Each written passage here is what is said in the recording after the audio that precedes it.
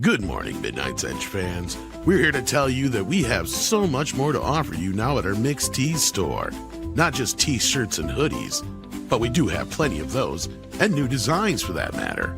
You can also get mugs, and of course our brand new limited Amber Turds stained blanket. That's right, just for your bed or wherever you need it. So head on over to Mixed Tees now and get all your apparel and goodies from Midnight's Edge. Get up, wake up, this is your final warning. It's time for Midnight Edge in the morning.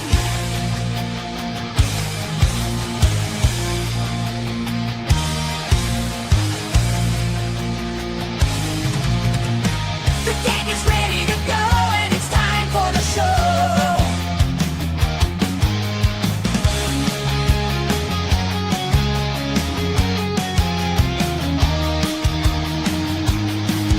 It's time for Midnight Edge in the morning. Greetings, everyone. Welcome to Midnight's Edge in the morning. It is Monday. It is just about the end of Easter. How is Passover doing? Is that about now or is that over? Over. Over. Okay. Yeah. Well, happy belated Passover to anyone who celebrates that. So yeah. Joining me on the drink is Mr. Cultured Casino. Hello. Yeah, I'm glad to be here. I love doing the show on Mondays, and this is a good crew to do it with. Look, we got Paul, Chris, you. I'm excited. Going to be a good morning. Awesome. Also representing the great nation of Canada, we have Mr. Paul Chateau. Well, a couple things. Number one, I apologize for our astronaut speaking really bad French in space. and also Passover isn't over until April 9th, just so you know. Oh, thank you. You're welcome. So, but I don't follow the dietary scribes. Yeah, I'm good. It's an okay day, and everything seems to be okay. Good. Indeed. And finally, we have Mr. Chris Brawley. Are things okay with you as well? Oh, they're better than okay. We had a great Easter Resurrection Sunday yesterday. It was good weather and nice time with family. My mother-in-law sent my wife a Easter card, had a $10 bill in it, and she was instructed to go buy herself a chocolate bunny. Nice. As long as there's no powdered anthrax, you know it's a good relationship. Not anymore. Right. Yeah. The beginning That's of our such an old-timey reference. It's so long since anthrax in the mail was a thing. I'm an old-timey That's so reference 90s. guy. Oh, it wasn't anthrax; it was arsenic. So, Oh, Yeah. Arsenic and old lace reference. There you go. There you go. Yeah. Funny movie and play. indeed. Yeah, indeed. So yeah. We have a couple of super chats and things going on as well. We have Walter Tomaszewski, who's been a member for 18 months. And Wow. we are glad to have you. He also has a question when he says, how do studios work license rights with DVD producers? Who wants to have a first crack at this one? Oh, I punted on this question this morning because you sent me this at the 6-minute daily this morning, and I'm like, you know what? That's a question better directed at Tom, I think, rather than me, since I don't know anything about how they go about doing it. I don't understand this question. It's a little bit loose because studios, there's so many rights holders on different things and so many contracts. They try to tighten contracts down so people and individuals and entities are licensed in perpetuity for all time across all media. You know, I mean, there's that part of it too. And then depending on how old the item is, sometimes these licenses were never written into their contracts. So new licenses have to be written to include DVD, for instance, for old material. It's a tough question. And what do you mean by DVD producers? Because Yeah, exactly. That's a wide thing because Well, usually, yes, you say it because here we have different things, right? One is like modern day DVD releases of vintage movies where there wasn't the kind of contract where the distributor has the rights for all perpetuity for every future distribution thing all across the universe. If you didn't have that, there's an issue that needs to be resolved. well, If it's just a standard day movie coming out like today, there's no issue at all.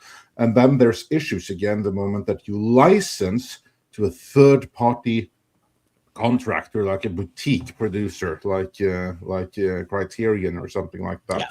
Then there's more that's to be.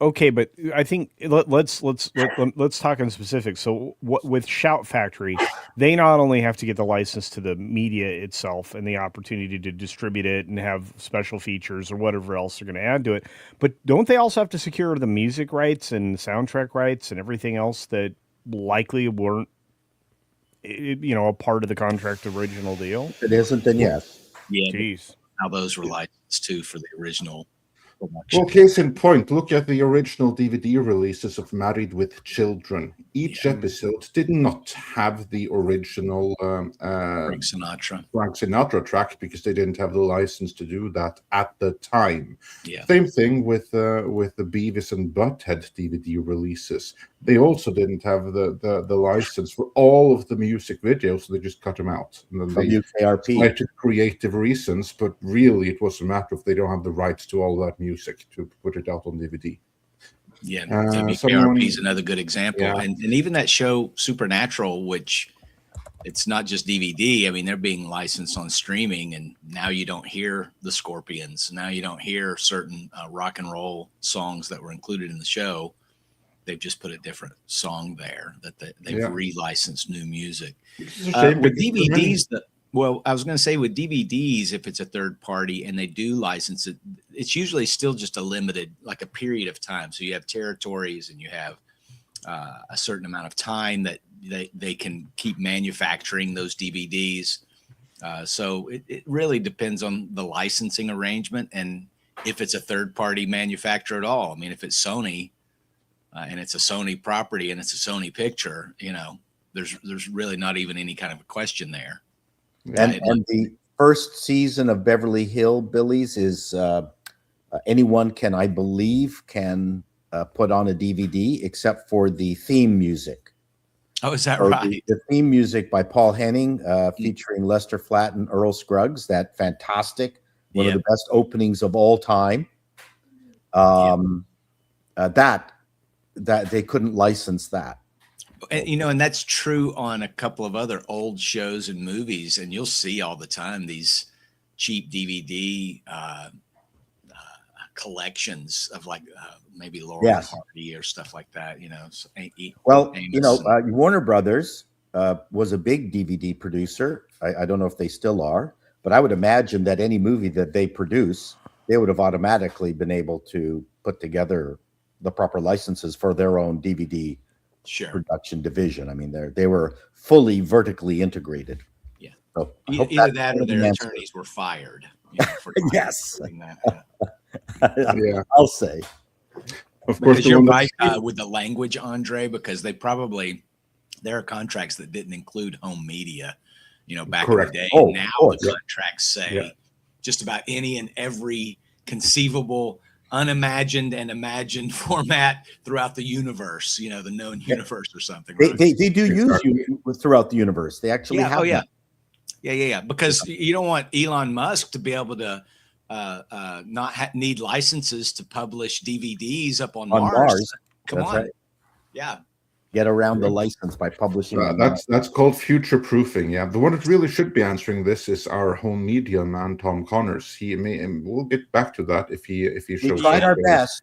later. Did it. But in the meantime, we have Polly here. Greetings, Polly. Man, you old ass gringos just talk about Earl Scruggs and obscure white musician references. I'm just like, Yeah, I don't even know them. Carlos Santana, Selena, come on. Yeah, And you're throwing Carlos Santana in, right? old Yeah, man? that I gotta that's not throw an the one old. that you guys That is- know. This Yeah, is that ancient. is young man. Ancient. I bring people together. Jose Feliciano is the only person I know. And Zorro. And Zorro. Oh, there he is. Hey, there he And is. finally, to set the matter straight on all things home media and DVD licensing, we have Tom here. Well, like, Brawley's the only one who seems to know what he's talking about. Ooh, damn. Thanks. No, I'm just kidding. No, you guys kind of Oh, danced God. around it mostly, but like the music rights thing, that usually only affects things that are pre-home video where they didn't get that stuff figured out, like all the old Exactly. TV shows, like you guys were saying. It only affects certain movies when they didn't. It was in that gray area. But then at that point, they were just replacing songs. But now that 3 companies own all the music, that has cleaned up a lot of the problems. That's why we ended up finally getting WKRP and Wonder Years and stuff like that. Even if they don't have 100% of the music, they get to like 80 to 90%. And the other portion is like, the stuff like Pink Floyd and Led Zeppelin that nobody can afford. Right. But yeah, no, as far as what I think the question is about though, is how the boutique labels do this. And yeah, basically it's a limited license, usually for a specific amount of units and or years, and both.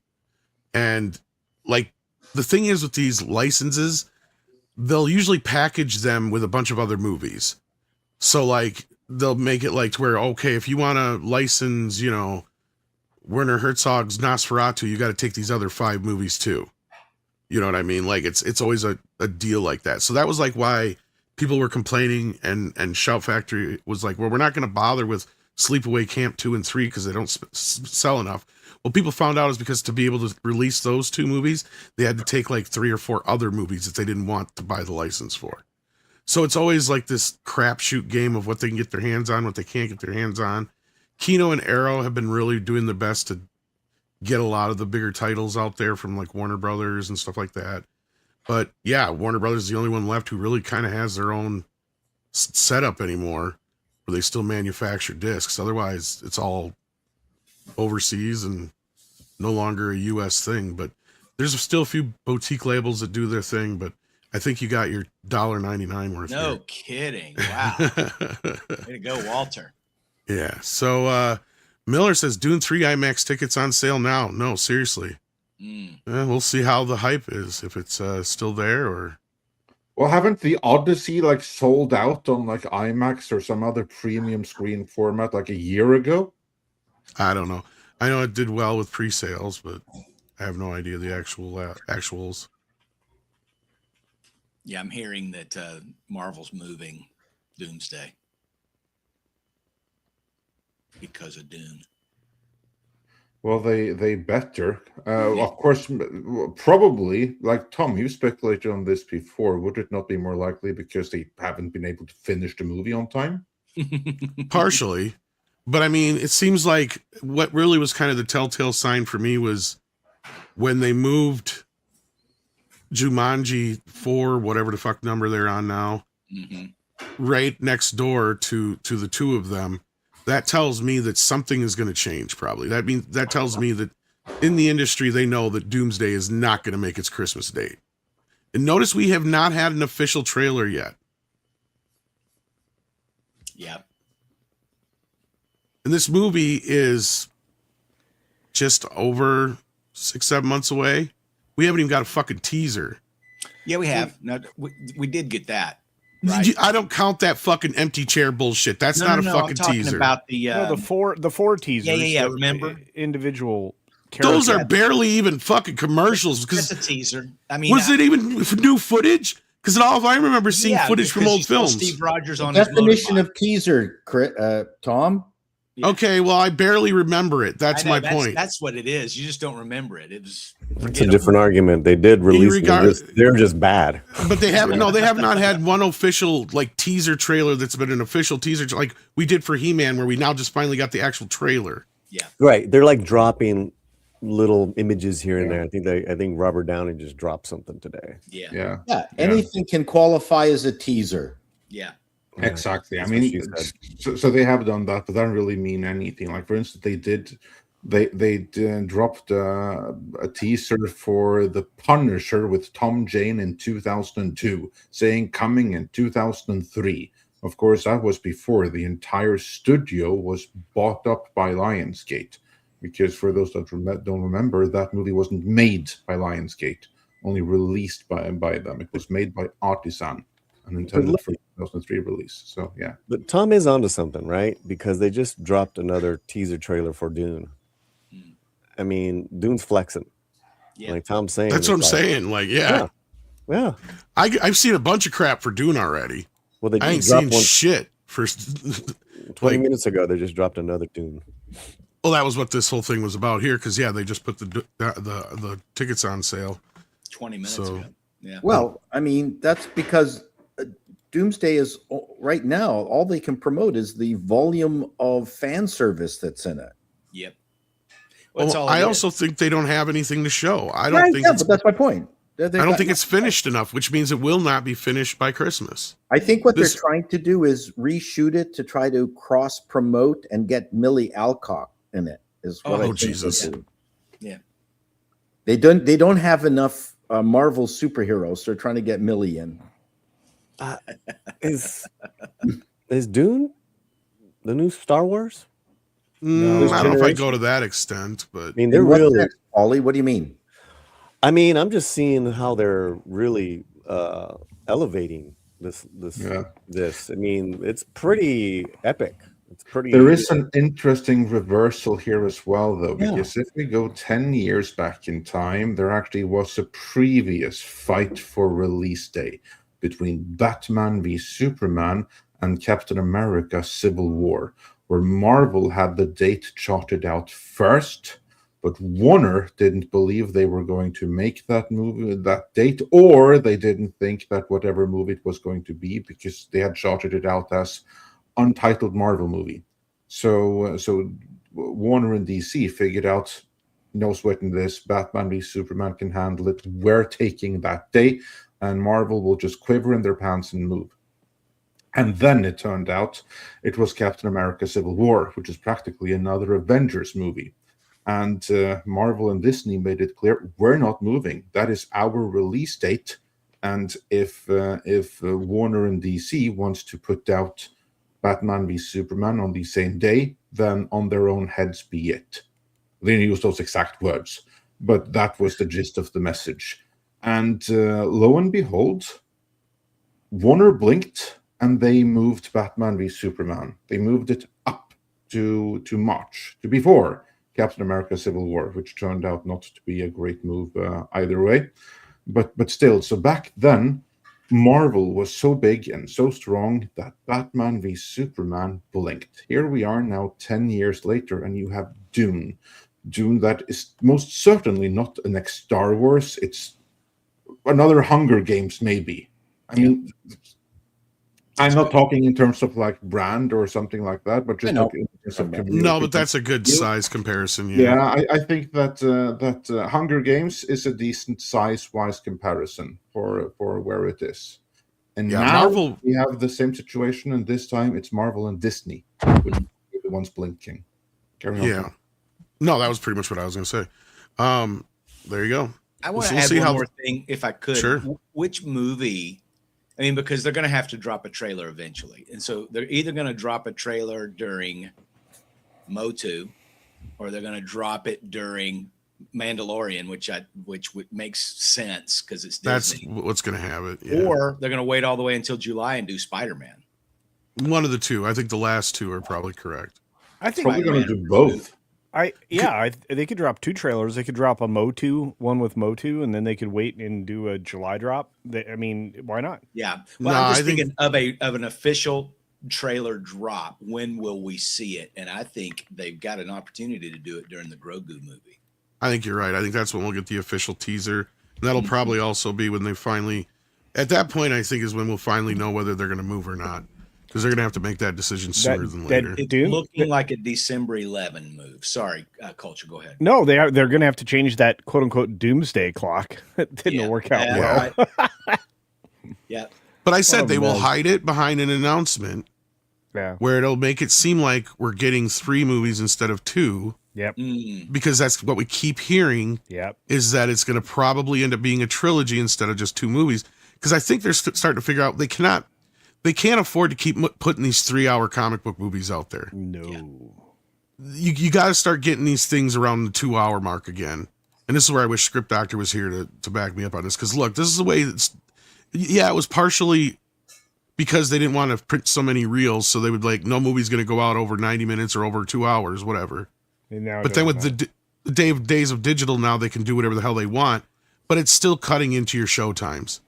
And when you get a movie that's over 2 hours long, you're losing a show every day. matter. Well, Between all the previews and stuff.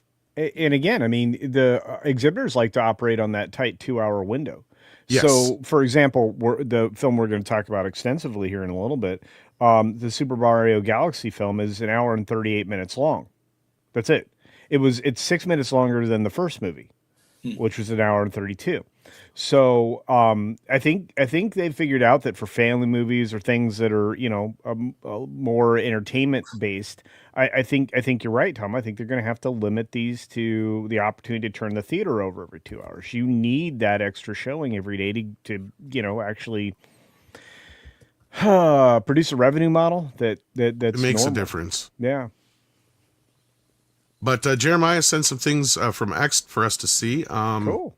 These are probably things we probably would have, well, at least one of them maybe would have talked about, but send me this. And I'm not going to share this video because I don't think it's real, to be honest with you. He sent a video of Captain Hydra versus Doctor Doom. It looks like it's probably AI, but just in case it's not, I don't need the stream getting pulled down. So I'm not going to show that video, just so you know. Nor your pants. So let's go. Keep going. And then otherwise, he brought up the James Gunn post from Fandom Pulse where it says, I guess, James Gunn on how in an alleged lack of fully developed female characterization and how he uses the Bechdel test to change it, according to them. I don't know where they pulled this from, but this is a quotation around it. So I'm assuming it's James Gunn saying this. Women all over the world have been pushed to the sidelines in the interests of men, and their personhood is often forgotten or delegitimized. This is true of the realms of politics and education and religion. It's also true in the realm of stories.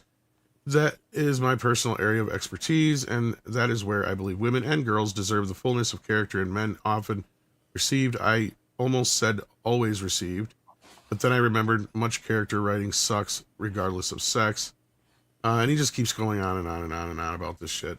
Who was it going on about this, you I said? guess it's James Gunn. I don't know where he pulled this from, though. There's no citation. It doesn't even actually say it's James Gunn saying it, per se. Yeah, but okay. it's I I read really this. want to see the quote there. I think he's quoting someone else because I just read this quote the other day. Oh, this is a Someone quote else- from way back in Guardians of the Galaxy Volume 2. Okay. Okay, this is okay. Like, yeah, I'm sick of people taking old quotes and attributing them to new movies and stuff like that. It's called engagement farming. They're I very know. good at it. Yeah. Yep. Yeah, hate it. Yeah. Unfollowed. Yeah, it drives me nuts when someone posts something and then I check on it because sometimes I go, oh, this might be pretty good for Appalling News. Oh, 2014. Oh, that happens to us all the time, too. All the time. I hate it. It drives me Well, crazy. not all the time, but it happens. Well, it's been known to happen. Yeah. Yeah, I was going to say, it's not that often, but That actually be Andre's pretty usually funny. the one that goes, yeah, that would have been a good video 2 years ago when the story came out. He says that, too. It's like, oh, shit, I didn't look at the date. Yeah. Yeah. But so that's the two things. The video, I'm not so sure. That looks pretty AI to me, but I'm not going to take the chance. I hate it that we can't trust anything because of AI anymore. Mm-hmm. Yeah, and Disney would pull it down if it's a leaked footage. So that's the other thing we put ourselves in a position of. Wasn't originally the Bechdel test done as like a joke? It was a joke. Yeah. Yep. Yeah. Well, we're laughing I at mean- Hollywood now. If anything, it just kind of goes to show that it's not so much. I mean, you could put the Bechdel test into just about anything. Mm-hmm. And I bet you most rom-coms wouldn't pass that test either. You know what I mean? Like Not the good ones. Yeah. it's not yeah. Well, I mean, it's kind of a stupid equation. I mean, it works in certain aspects, but it really takes a lot of asterisks to kind of make it work for you. Well, isn't the problem that you have to have two named women characters talking about something other than a man? That's the Bechdel test or whatever. And so if you look at that, you're like, well, women only care about people, and 90% of the humor is only going to come from the comedy where women are talking about a man, either in the affirmative or in the negative, and the conundrums of relationship. So that's where that kind of humor is derived. So I would be like, I think you're right. I think most of the modern bologna sausage out there that passes for a rom-com wouldn't pass. Well, the would Bechdel even test. The Devil Wears Prada, would that even pass the Bechdel test? I mean, that one might come close because I Well, don't think. no, it's they're going to talk about careers. So at some point, Yeah, in I the was going to film, say. that I mean, I think there's a love interest in there, but it's so pushed to the back that might be one of the Yeah. few rom-com films that yeah, you could almost probably apply that to. Maybe Barbie would be another one I could think of. Maybe. yeah, But because even that was there, that was just that was so female centric, selfish. It was ridiculous. So, but at least we got Yeah. to see Ryan Gosling do something. And again, I mean, Gosling's really making a name for himself. I want to have a long form conversation with Paulie about that sometime because I think Gosling might be an up and comer in a way that we weren't expecting. Why don't you just go ahead and call him yourself and get him on your show? he's right here. He's right there. We can't Well, talk about. I'm it when lost. he's not Wait, here. what? No, get Ryan on, you moron. Oh, you want Oh, me to I call thought you were Ryan? Not pimping out Paulie. Paulie. Who I wants sense a lot of hate I from feel Tato this. the day after Easter. I think there's a connection. Yeah, why are you angry with me today, Paul? I love you to pieces. Did we get this one already? I thought this is the one you guys got already. Yes, we did get that one. That's the one you Okay. answered. Then Walter Tomaszewski has also been here for 18 months and flying blind on a rocket cycle, gifted 5 Midnight's Edge memberships. Thank you. And with that, let's for now put a pin in the super chats and get to the Get to the important stuff. box office because it was a big one. Yeah. Bonanza. 100 million more than last week. It was indeed. Well, that's what happens when you have a couple movies in the box office that people actually want to see. Yeah. 2 at the same time. Wow. Well, and then Yeah. and then if you look at this, and again, I've made it so that it doesn't get tucked underneath the icon on the top. When you look at the Super Mario Galaxy movie, you realize that you don't have to be the best movie in the world to be the most popular one. This is not a cinematic masterpiece by any stretch of the imagination, but it works for families. It works for. I will tell you, I've seen some of the Kids. nicest negative reviews for a movie. Hey, I'm saying for a life. family, this is an 8 out of 10. I said so in my review, but regardless, look, they're talking about this in flashy, favorable terms, and looking at it overall. I mean, the total gross at 190 million over 5 days. That ain't getting done regularly anymore, right? I mean, it almost caught up to Project Hail Mary, Yep. which is freaking Blew the amazing. doors off hoppers. So didn't they announce Project Hail Mary April 28th, Tom? That it's going to streaming? Did they? I didn't see that yet, but that would not surprise me. Yep. Because I think I said last week that if it falls below a certain threshold, I bet it'll be out on streaming before you know Well, it. I mean, it's another incentive to get people to get excited about Amazon again. But look, I mean, daily gross numbers, whatever you want to look at, when you look at the overall performance of this, $190 million in 5 days is not something we see anymore. The theater average of $30,000. Yeah, but what's going on here is also I see where Paulie's coming from because look at Project Hail Mary. That movie made $30 million. Yeah. Okay. That is nothing to sneeze at for a movie that's No. already been out now for 3 weeks. No. But that's the point. And this is where I think you're going to continue to see films that even though they're playing well, like we saw with Nosferatu and a few other movies this year, even Scream 7 is a more recent example. Like look at how that fell off this weekend. Yeah, because it's now on streaming, on video on demand, right? Not Paramount Plus, Right, but right. it fell off now, but yet the week before it made $4 or $5 million. Right. What they're doing and why they're doing this, it has nothing to do with whether or not a movie is a success or not. It has to do with, guess what happens after that third week of release? Does anybody know besides me? They lose screens. Not just losing screens, but what happens is that first opening weekend, they usually get about 60% or more of the box office, the studios do. Second weekend, it's about 5% less. That third weekend is where they start to fall below that 50%. So the theaters start to get to keep the lion's share of the ticket sales after those first 2 weekends. That's why they're dumping them on streaming so early, because then they can undercut the fucking theaters from the money they're supposed to be getting. This is where that's supposed to be their gravy money, right? That's what they've been doing now for the past 2 years, if you haven't noticed. And that's why I'm sitting here going, like, movies that have been hits, even movies like Superman, if they had left it in the theaters just a little bit longer, it might have crept closer to that $1 billion mark. But nope, it was Warner Brothers. Nope, we're going to pull it and we're going to put it on video on demand. Why? Because they make more money on one video on demand sale now than they do however many tickets selling it at the theater. That's why even Disney put Zootopia up when it made no sense to do it, because they were making less off the box office. So they're like, fuck it, we're going to go out and put it, and it's still a hot movie, right? It's a hot property. Well, and another people want to buy example of it. and another example of what you're talking about, sorry to cut in, is GOAT. Yeah, that one fell off a cliff too when it came on streaming. I mean, well, it was going to super fall off now because, of Super Mario. Yep. Well, yeah. But GOAT along with Hoppers, man, they had a nice pocket for a couple of weeks there, Culture. And don't forget, goats are very good at climbing cliffs.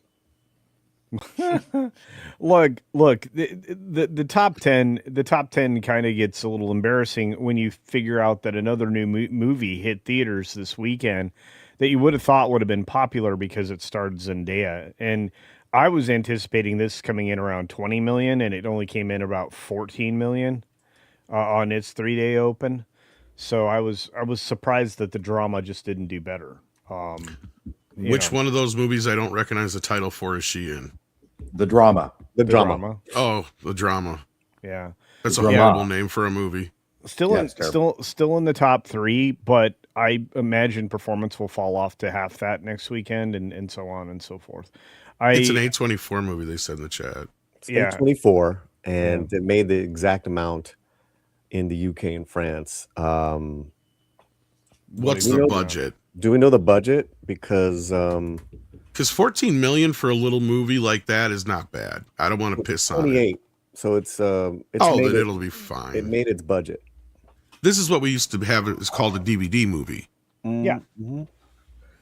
It would make most of its money back in the box office, but it didn't matter if it lost out because it was going to make it up in DVD sales. Well, like I said, I was just looking at it thinking that this was going to be closer to 20. So it underperformed what my expectations were. You're saying Zendaya wasn't enough to get more people's butts and seats, but I think they had enough. There's the competition. A lot of competition, exactly. Yeah, but it wasn't just her, right? It was also Pat Boy. Yeah, nobody cares about. Oh, is that one he's in? Okay, now I know the movie you're talking about. And and regardless, I'm looking at this and I'm going, okay, so the top 3 films, this is going to be where the majority of the gross is, which is phenomenal.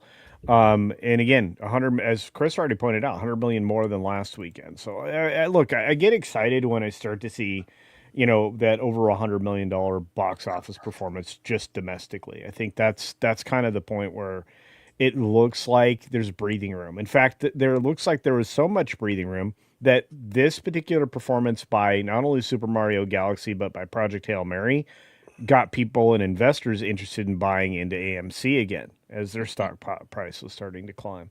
So Hoppers earned, after falling another 50%, earned $5.8 million in theaters, bringing it to 149 million domestic, not quite 150 as they'd hoped.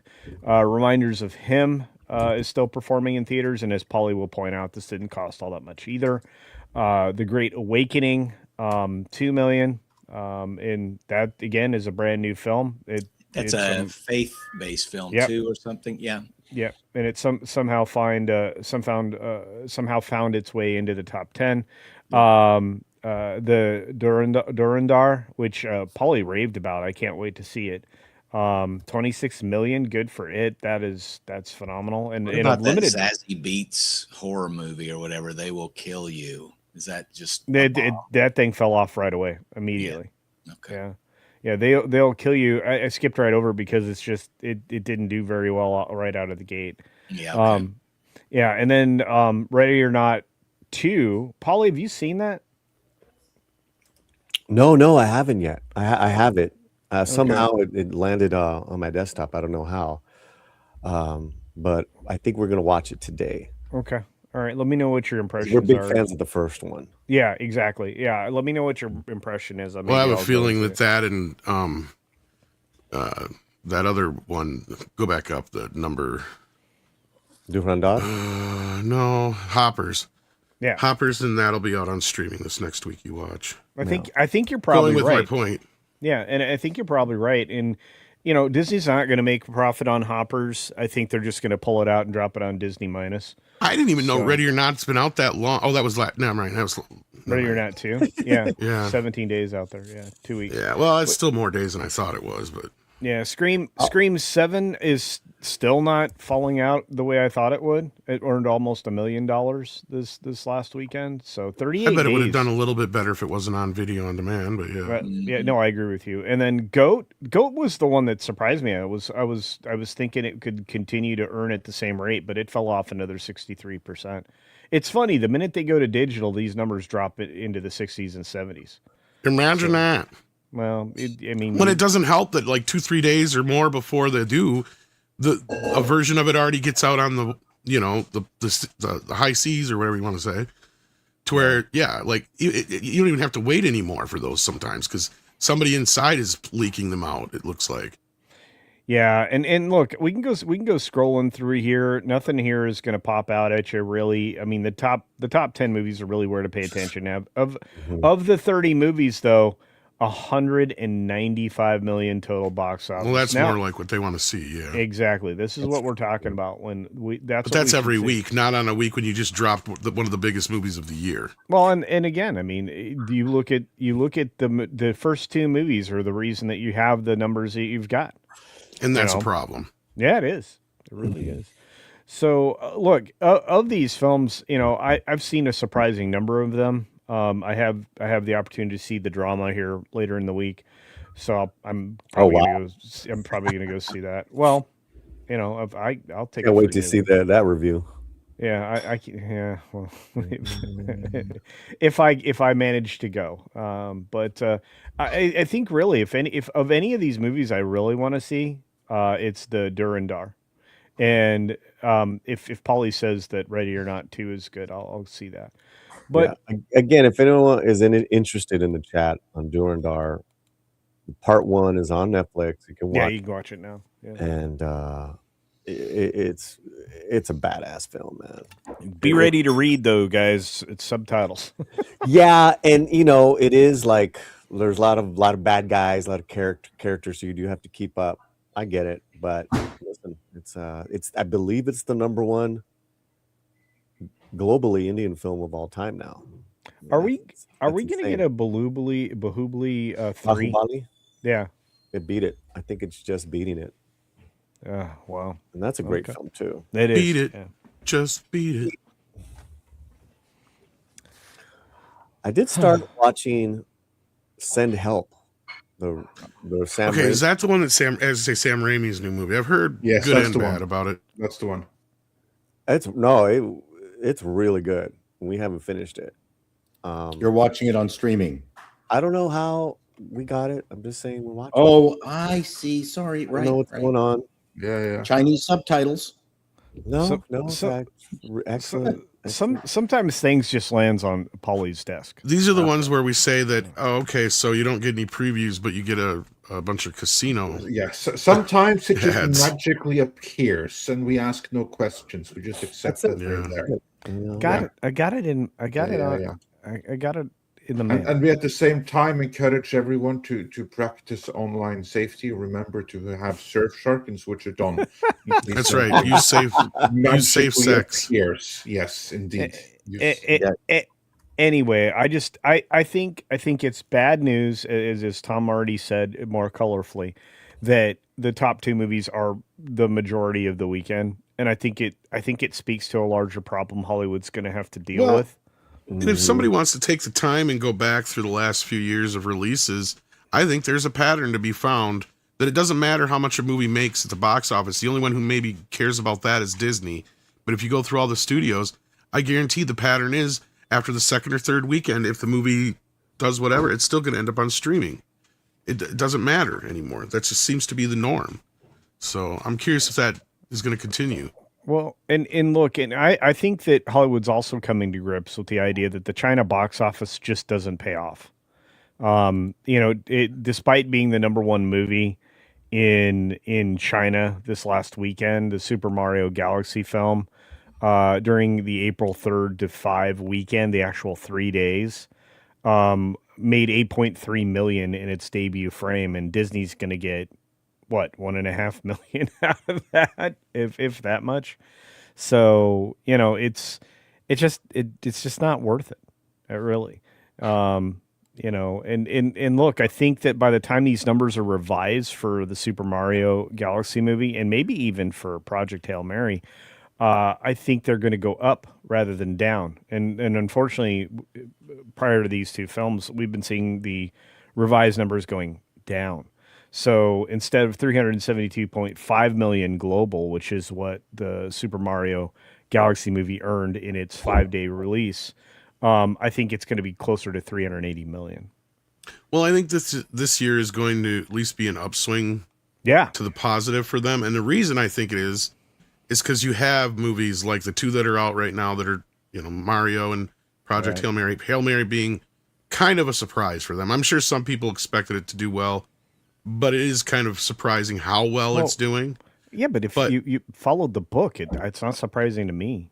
Right. Well, here my point is though, is we've had movies like Scream 7, you got Michael on the way, Masters of the Universe, and Scary Movie 6 that are probably going to kick off the summer season pretty big. The movies that they got coming out now are aiming towards our generation, but not only that, they actually look like shit we want to fucking see. Right? Like that's the difference. What about Disclosure Day? Isn't that the next big one coming out? Motu, Disclosure Day. I mean, we've got a lot of them on the horizon. I think a lot of people are looking forward to. Film with Tom Cruise. Yeah. That's in June. Yeah. Okay. Yeah. I mean, they are learning a little bit, I guess, is what I'm saying. But have you guys seen any trailers for that movie, The Yeti, which comes out next weekend? About those mugs that keep things warm or cold? Yeah, basically. Oh, I don't remember being in a film recently, but okay. It's, I got that movie already. I know, right? It looks like a throwback to like the Pumpkinhead monster movie type stuff. Yeah. Oh, I see. Yeah, it's a new one though, Tom. It's not even. I see they redid Faces of Death, and I'm sitting here going, "How the fuck do you remake a fake documentary?" Yeah, that's next weekend too. I mean, the gimmick is kind of done after the first. Like, you can only kind of get away with it the first time. They're remaking Blair Witch too. Yeah. How do you remake a found footage? The fuck sausage? Yeah, it's Hollywood, guys. Come on. Yeah, come on. Yeah. Why don't they just do another sequel? Well, they're doing a legacy sequel to Cliffhanger. Oh God, is it a legacy sequel now, or was it a remake? Because last I knew, that's what they're calling it. Yeah, because as far as I know, Sly has absolutely fuck all to do with it. And last we heard, not only was it a remake, it was a female-centric. Yeah, it's a chick. Yeah, what's her face? Yeah, chickification. Yep, it's true. Chickification. Well, we saw what happened to the chicks when they climb on the mountain in the first movie. They keep falling off. It's a license to print money. Come on, it works. Yeah, everybody loves that. Yeah, I have to say, I'm much more excited for Fall Part 2, where you have like new chicks crawling up a radio tower. Andre has strange taste. Yes, I think the sequel to the Blair Witch Project is that they've now found footage of the people making the found footage. Oh, they found the edited out footage this time now? No. The people actually recorded the people who recorded. Oh, okay, gotcha. People on set with their phones. They filmed. Right. Yeah, of course, it's a very easy movie to remake. Basically, just have someone inspired by the original movie go out in the woods and get lost there. So just shake the camera and drip it some snot. I hate the fucking Blair Witch Project. Can I introduce an idea to this conversation that Hollywood's also now realizing that it's important to sell merch. Well, Like yeah, movies yeah. movies are there to sell merch. Well, they figured this out like in 1977 with George Lucas, but That's yeah, true. you're not wrong. Yeah. Yeah, because the Yoshi popcorn buckets. Were Oh yeah. $50 a piece, and they sold like hotcakes. Like Oh, I went to a midnight showing. I think I was one of the few brave people. The theater was packed, and they'd sold out of the popcorn buckets already. Oh, here's one thing I do want to bring up because there's some people that are complaining about this, and this is coming to a head. These theaters need to start limiting the amount of people that can, because I guess they're even doing this though, but it's not helping. One popcorn bucket per person, Yeah, because there's people that are buying out popcorn buckets to sell them on eBay. yeah, And there's been pictures of people with trunk loads of these Yoshi popcorn buckets. yeah. And don't fall for this shit, guys, because 9 times out of 10 now, they will pop up on the theater's website that you can order them. Yeah. You have to. You really have to admire the punters who do this. I mean, there was a time when there was a black market for like tickets for concerts and stuff. Now, in the age of digital tickets, you don't have that so much anymore. So they moved on to popcorn buckets. I mean, that's pretty impressive. And speaking of merch, dude, can you imagine the merch for next year's Spaceballs, the sequel, the merch? I think that's going to be great. I think the Motu merch is already starting to break ground. I'm really excited for Masters of the Universe. I think it's going to be another big win for Amazon. Is George Lucas going to sue, though? Huh? so really fast on the Yoshi craze. Yeah. They did a Yoshi bobblehead at Dodger Stadium. Oh, the other really? night, and they're on eBay selling for $300 to $400. Oh, easy. Wow. Yeah. Yeah. Yeah. Yeah. And they had a Glover there throwing out the first pitch Amazing. to their pitcher Yoshinobu. Yoshi. They actually have a pitcher named Yoshi on the Yoshi. team. So, Yeah. Oh, that's so a better yeah, Yoshi. that's huge, man. Yeah, I mean Glover being Yoshi was great. Like you said, every single cameo, if you want to call them that, I thought that were spectacular. Like you said, the film is designed around families. It's just fun, and an ADHD kid is gonna love it. So I don't know what they're going to be able to get away with Spaceballs, because I'm serious when I say I wonder if George Lucas will sue him if they try, because that was part of the deal that George Lucas made with Mel Brooks back in the day when he did Spaceballs. Is he said you could do whatever you want, just no merchandise. That was the deal they made. And Yeah, up but that until was a long time ago. It was, but up until recently, there had been zero Spaceballs merchandise. Now you can get Spaceballs the T-shirt, which I have. It's official, and I have another one of Dark Helmet and stuff like that. I've seen T-shirts, but I've seen nothing else. I've actually seen the recreation of the Dark Helmet, so I'm not sure if that's. See, I wonder official. what they'll get away with, and I wonder if George will make a stink. I guess is I my don't think point. he's going to care. He doesn't own is it George in a anymore. position to make a stink anymore? Well, it's a deal that he's really. Well, it's stickler a matter about of certain Disney things. making a thing, because That's he has true. no- They would he has have to no really have a claim. reason, but Yeah. I don't think it will. And Disney just wants to make money. That's why I just think the movie's going to suck. I just want it to stop come being on. made in You general. think? I think it's a sure bet. You sure bet you're right. Yeah, I think DEI Spaceballs is not going to be a lot of fun. But hey, in my opinion.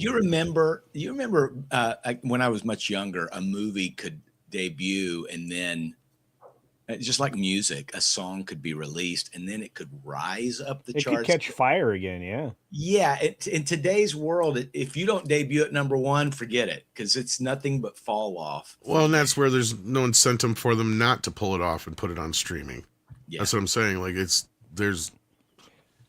they don't put the movies in a position where they have that the ability to do that anymore. But I know Cultures has got to check out here. So. Oh, sure, yeah. yeah. Sorry, guys, but I just want to say thank you once again for having me. I love talking the box office with all of you, especially with the pros here like Paulie and Paul. And Tom, I appreciate all your insight on physical media. I think more people should get into it. You should keep talking about it because it's important. Other than that, Chris, great to see you. Keep journalisming. Sure, yeah. And Andre, as always, a pleasure. So I'll see you guys soon next Monday. at Pleasure to least, have you maybe here. Friday. Say To again? your health, sir. To your health. You bet. See you guys soon. Lots of See you, love. buddy. He's got to go to the garden. He's got gardening to do. In the Garden of Eden, baby. Baby, Don't you know that I love you? love you. Okay, so Super Mario was the super box office king. No surprise there. At all. No, and like I said, I've seen the nicest negative reviews for a movie in my entire life for this movie. So there you go. What's the Kids big will love release next week? I guess it's the two we just mentioned, the Faces of Death. Is that Yeah, there's not much again now until Michael, I think, which is the 22nd.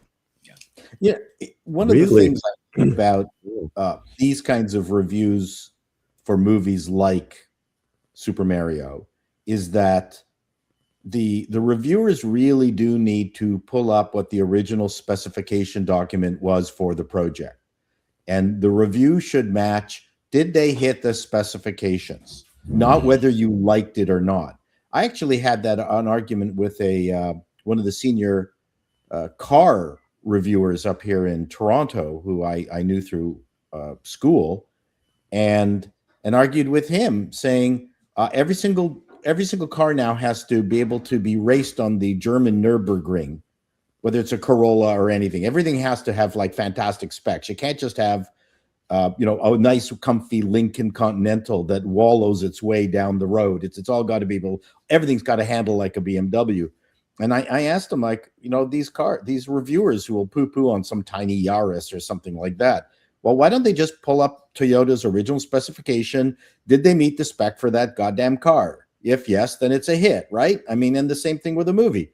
What was the intent of the movie? I don't care whether you liked it or not. That's got nothing to do with it. Did it match the specifications? That's what it should be really reviewed against. It's funny because that's kind of how Roger Ebert used to review films too. Yeah, he did. He was But, very good at that kind of stuff. Although there were a couple of movies he really didn't like. But he'd revisit them sometimes too if enough Yeah. people. But in a movie like Super Mario, I didn't even really care to go see it because I'll be honest with you guys, like I liked the first one all right when it came out, but in Why subsequent need to see it viewings, again? Like, I get it. No. well, in subsequent viewings of the first film, I didn't find it as good as I remember it being in the first outing, and I'm like, it has more in common with the original Super Mario movie than people realize. So I'm like, really? Well, the Lego not that movie special. 2 was a huge disappointment compared to 1. That was really quite a magical movie. The first But what I'm one. hearing about this movie, what's working for it anyway, is that it's basically like cameo porn Yeah. for Nintendo characters at the end of the day. Yeah, so people are So- saying it's like a game that I can't interact with. What's the big deal? So Yeah. I mean, again, they know that if they can keep up this rate of interest, then I think they're going to be very happy. Yeah. So cinema. That's the problem. yeah. Well, let's see what you guys are talking about out there. We got Lissa Marion here, who sends in 10 to say, Andre, do you have any updates on how Heroic will balance this new Conan movie with their desire to revamp the franchise more in keeping with Howard's original stories? Now, I know you can only say so much, but Well, in this case, it's really easy because I only know so much. right. So I really don't have, like, I know of one other project that is in development, which has nothing to do with the movie with Schwarzenegger. I hope that the movie with Schwarzenegger is going to happen. All I'm saying is, like, Schwarzenegger, he said in like Arnold Fest or some bodybuilder convention or something in the UK this last weekend that the movie was going to shoot in 2027. That may be the intention, but let's wait and see if that actually happens. I hope it does, but I think that Disney and Fox are suddenly very bullish on Arnold and all of the legacy sequels they suddenly want him to do. I hope I'm wrong, but I think maybe they're kind of like, what's it called, like honeypotting or something like that, like trying to seduce him with, oh, look, all of these other projects, and they really just want him to do Predator. And then once that is in the can, then the others just disappear. I don't know. I hope not. I'm not convinced it's going to happen. I hope it will, but I have no inside information about it. As Yeah. for the other project, that I think is closer to actually getting a formal announcement, and it is one that fans really will appreciate, and it can perfectly well coexist. Long term, I don't know. I don't know what the plans are. I think I would imagine that they want to do this King Conan movie, provide everyone the closure, so we get Schwarzenegger's King Conan, and then move on. They have time. Yeah. That's my speculation, but I don't know. I don't know any more details. Well, the problem with Arnold compared to like Sly is a lot of his movies are made in a way that they don't need him necessarily to do sequels. It's a lot harder to make a Rambo movie without Rambo. I mean, you can replace the Terminator. They've been how many different Terminators? Conan is the one thing he's got left besides Predator. And I don't think him coming back to Predator is going to help Predator at all, really. No. Will it help the box office? A little bit. Yeah. But I think that Schwarzenegger is hitting that last point in his career where he's only got so many years left to get himself back up there. And right now, look at how well Sly is doing in comparison to him with his successes. So I'm sure there's some competition there. And just in general, he wants to still feel relevant. I have a feeling that Schwarzenegger will push as hard as he can to get this Conan movie done. I I think we're he's probably been- the closest we've ever been to it happening. Yeah. Well, he's been pushing for ever since he returned from office. He's been pushing Yeah, but I mean- for a decade and a half. This is the first time we've had something where it felt like, I think you're right that part of this deal has to do with Predator, but it's going to happen because of that. Yeah. I think that it will. But then we're also facing Disney producing a Conan movie here, so We are. Yeah. yeah.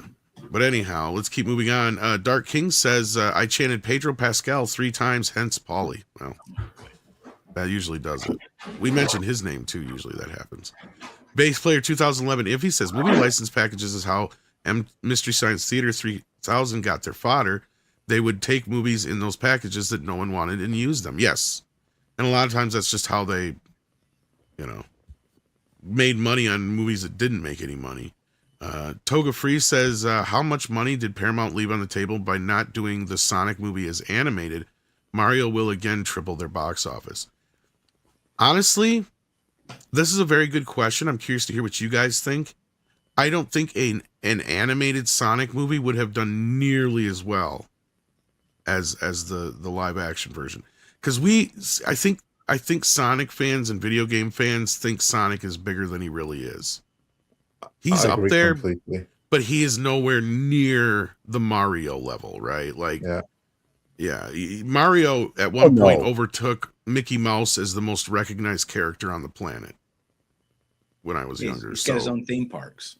yeah, I mean, this movie is a totally different animal. But what do you guys think? I think Well, you're I think- 100% correct. Yeah. Take it away, Chris.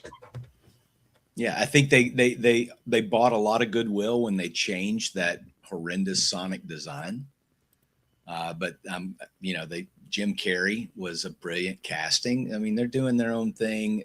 I don't think that a fully animated Sonic would have outperformed these movies. I'm still waiting on a Crash Bandicoot live action movie. There's Well, you'll be there- waiting a while for that, but yeah. there's only one other video game property Hmm. that I think that could compete with Mario on that same level. Toe Jam and And- Earl. No, actually, Toga Free has the answer pretty much right here on his icon there. Okay. Pokemon. Well, If didn't the Pokemon, Pokemon Detective Pikachu? that that's did not okay? a Pokemon movie. Let's be real here. But whenever they Okay. do something Pokemon, it's huge. If they were to do a legitimate live action Pokemon movie, Mhm. it would probably be the biggest video game movie of all time, or close to Mario. Like Because- Pokemon Go, humans chasing after, using their iPhones. Because that's the only other video game property I can think of other than, like GTA or something like that, that's even on that kind of level to where if they did it, that people would just go see it like Mario. But you got to remember these things, and we've had this conversation again, time and time again.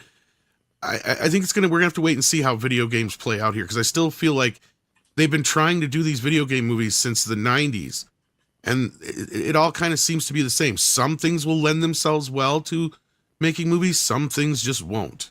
Right? It's just a crapshoot. Silent Hills, Resident Evil, things like that lend themselves easily to making movies.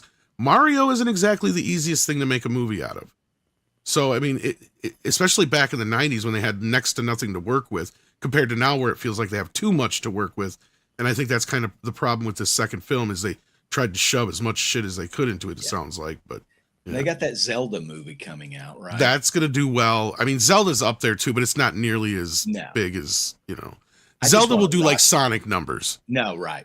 Give me Kid Nicky, the Incredible Ninja, or Sonic, well, actually, Zelda might do a little bit better, but it might do good. Yeah. Roston. Anybody ever play Roston? Oh yeah, absolutely. Great game. Yeah. Yeah, that's That's your Conan game if there was one. totally. I mean, the box art even ripped off. It's literally Frazetta. a paint over. Yeah. Yeah. Oh, yeah. You're right. Is Yeah. Zelda Yeah, supposed not, to be not live? even not even Rosetta, one of the yes, Savage live covers. action. Yeah. Mhm. But as for this, I think they left nothing on the table Mm. by going live action for Sonic. Nothing at all. It was the 100% correct decision. The only decision that was even better was changing the design. I don't think there's anything they could have done to make those movies bigger hits than they already were. Remember, Sonic has already been in animation. You have multiple animated Sonic series behind you. Now, granted, you have that for Super Mario as well, but you have plenty more so for Sonic, and it was always much more niche. So, no, there's no more money in doing an animated Sony than a live action. Both of those properties right now are handled pretty spectacularly, I think, I where do too. box office is concerned. Yeah. Concur. Yeah. Doesn't sound like anybody else has anything to add. So, I was just looking to see how the tickets were doing here, because Paulie said IMAX is selling out for Dune, and I'm not surprised. Pilgrim Media says thoughts on Daily Wire response to crew walkout after falling out a window, saying we don't negotiate with communists. This is a weird story. Now, Andre, we just did a video about it. We did. We just did we dropped a video on this yesterday. This is in reference to the movie that the Daily Wire is doing with Jonathan Majors. You know, the past and no longer would be Kang, who was basically cancelled from everything after his own legal disputes, let's say. But the Daily Wire, they hired him earlier this year to be in what's been described as a more traditional action movie. It's filming right now, since it's the Daily Wire. Hollywood and trades are all against it by default. And making matters even worse, it has run into issues with the union IATSE, more specifically, where there were some pickets held last week because some people or some union members, they complained about safety, lack thereof. What's a non-union film? That doesn't help. That's the first part of it, right, Andre? Yeah, I think so. I think so. No. It's a non-union film, even though it has a SAG contract. It's totally different. Yeah. That's why IATSE's there, and something like that happening, that just gives them more fuel. Exactly. How can Major work on a non-union film? Did you just hear what I said? Well, It's a SAG they have a SAG union contract for the actors. You have to explain this for those of us in the back who do not know the industry and the unions as well as Right. you do. So Midnight's Edge can do Midnight's Edge of the movie. Nothing's going to stop them, and you can hire anyone you want. It's a non-union production, right? You're not working with any unions, so you hire everyone behind the camera. But then you're like, oh well, I want to use Jack Black to play Tom Connors. Okay, well he's a SAG union actor. So you go to SAG and you get a contract, and all that means is that you have to pay that the talent in front of the camera. union wages. Yeah. And anything that happens to them, it's all under the union. So what that means is that let's say you don't pay Jack Black, they will shut down the actors. They will walk out. Well, you still have your non-union production people behind the camera. Okay, but you can do both, and a lot of people have. It's not, this is, I'm curious as to, I haven't read up on this, Andre, and I haven't seen your video, but I'm curious as to the safety measures that were and weren't taken on this non-union set. It makes absolutely sense, a lot of sense. Yeah. Well, basically, the safety precautions were such that Jonathan Majors and his co-star both fell out of a window 2 stories straight down to the ground. None of them I complained. thought it was about only it. 6 feet. That's a lot, though. Yeah, but that's 6 not feet, 2 stories. 2 stories is a big difference between that and well, 6 feet. Fine. One Yeah, story. yeah, One story. I didn't hear One that. It's story. one story Yeah. then, but fine. Yeah. Yeah, it's closer to They one weren't story. really hurt either. I mean, I don't think they complained, right? I think No, I they love the take because he goes, Did you film that? Did you film that? Yeah. Then use it. That's what Yeah, they I said. watched the Absolutely. video. That's the response. Oh, But yeah. still, in terms of the response, though, I would just say that we don't negotiate with communists. This is the kind of thing that you can tell your fellow producers at the Daily Wire in closed meetings. It is maybe not something that you tell the communists in the trades. That's not going to go well. Yeah, this response was silly on their part. Because Yeah. this is the best.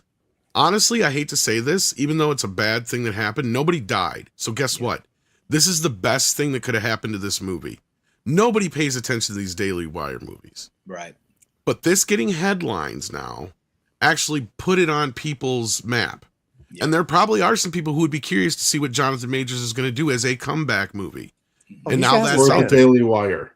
But that's you bring up a good point because the actor said use it. That's why you have. They could have spun it in a positive way. Exactly. Yeah.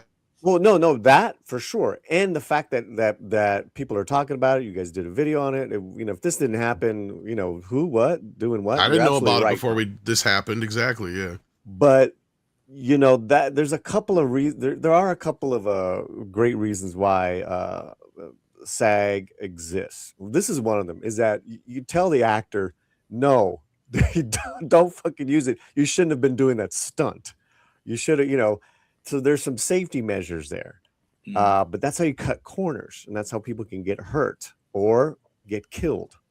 So Yeah, that's a whole nother Once you thing. use Like, that footage, if the blade of the helicopter chops off your actor in the kids' heads, you still use it.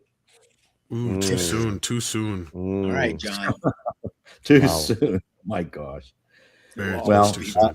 and Paulie, just so you know, I was a signature for the Independent Producers Agreement in Canada, and I thought, okay, let me look it up. And I don't know whether it's a new thing or not, but yeah, if you are a signator to the ACTRA agreement, you can have ACTRA actors, which is the equivalent of SAG up here, and non-union crew, which at one point you couldn't.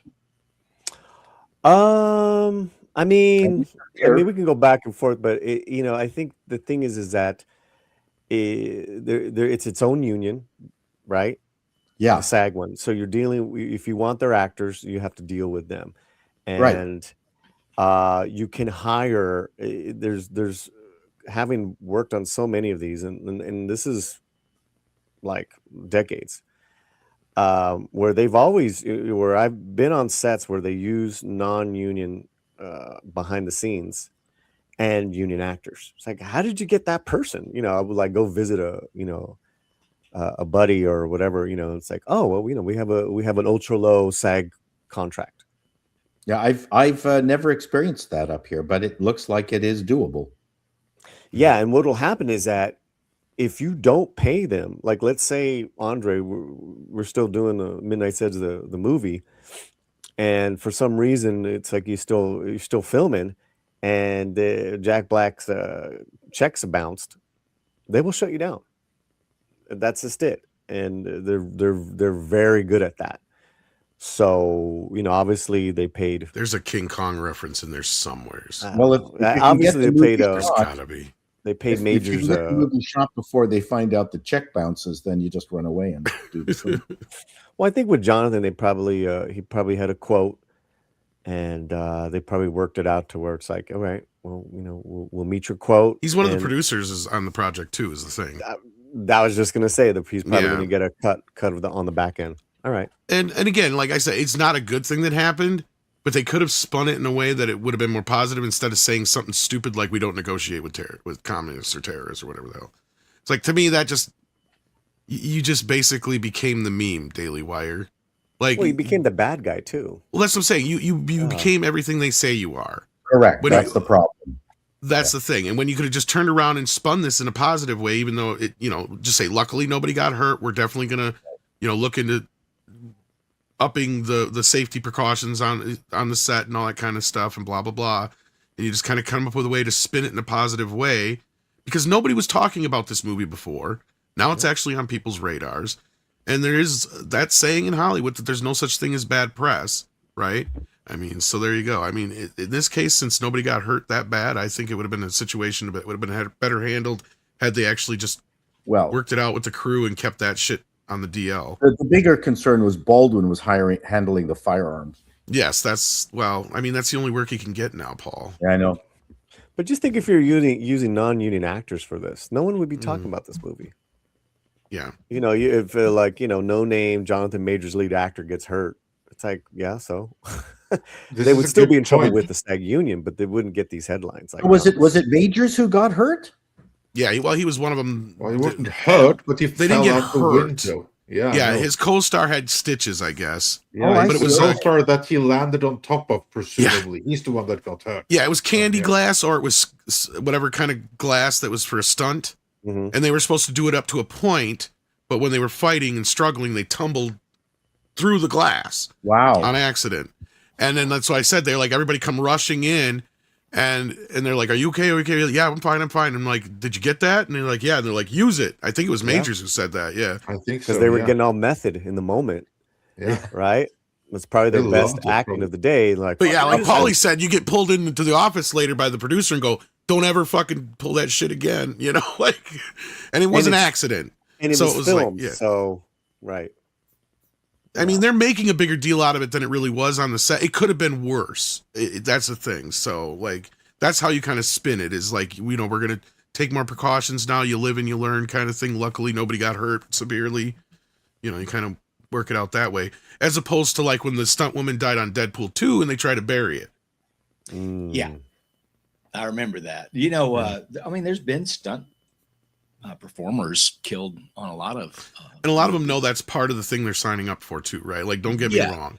They Like, always know that's a possibility, but yeah. There was a sword and a sorcerer way back in 1982. The guy fell and got killed. Well, there's a I think lot of that- them, That might have been a non-union gig because that was kind of a low-budget movie.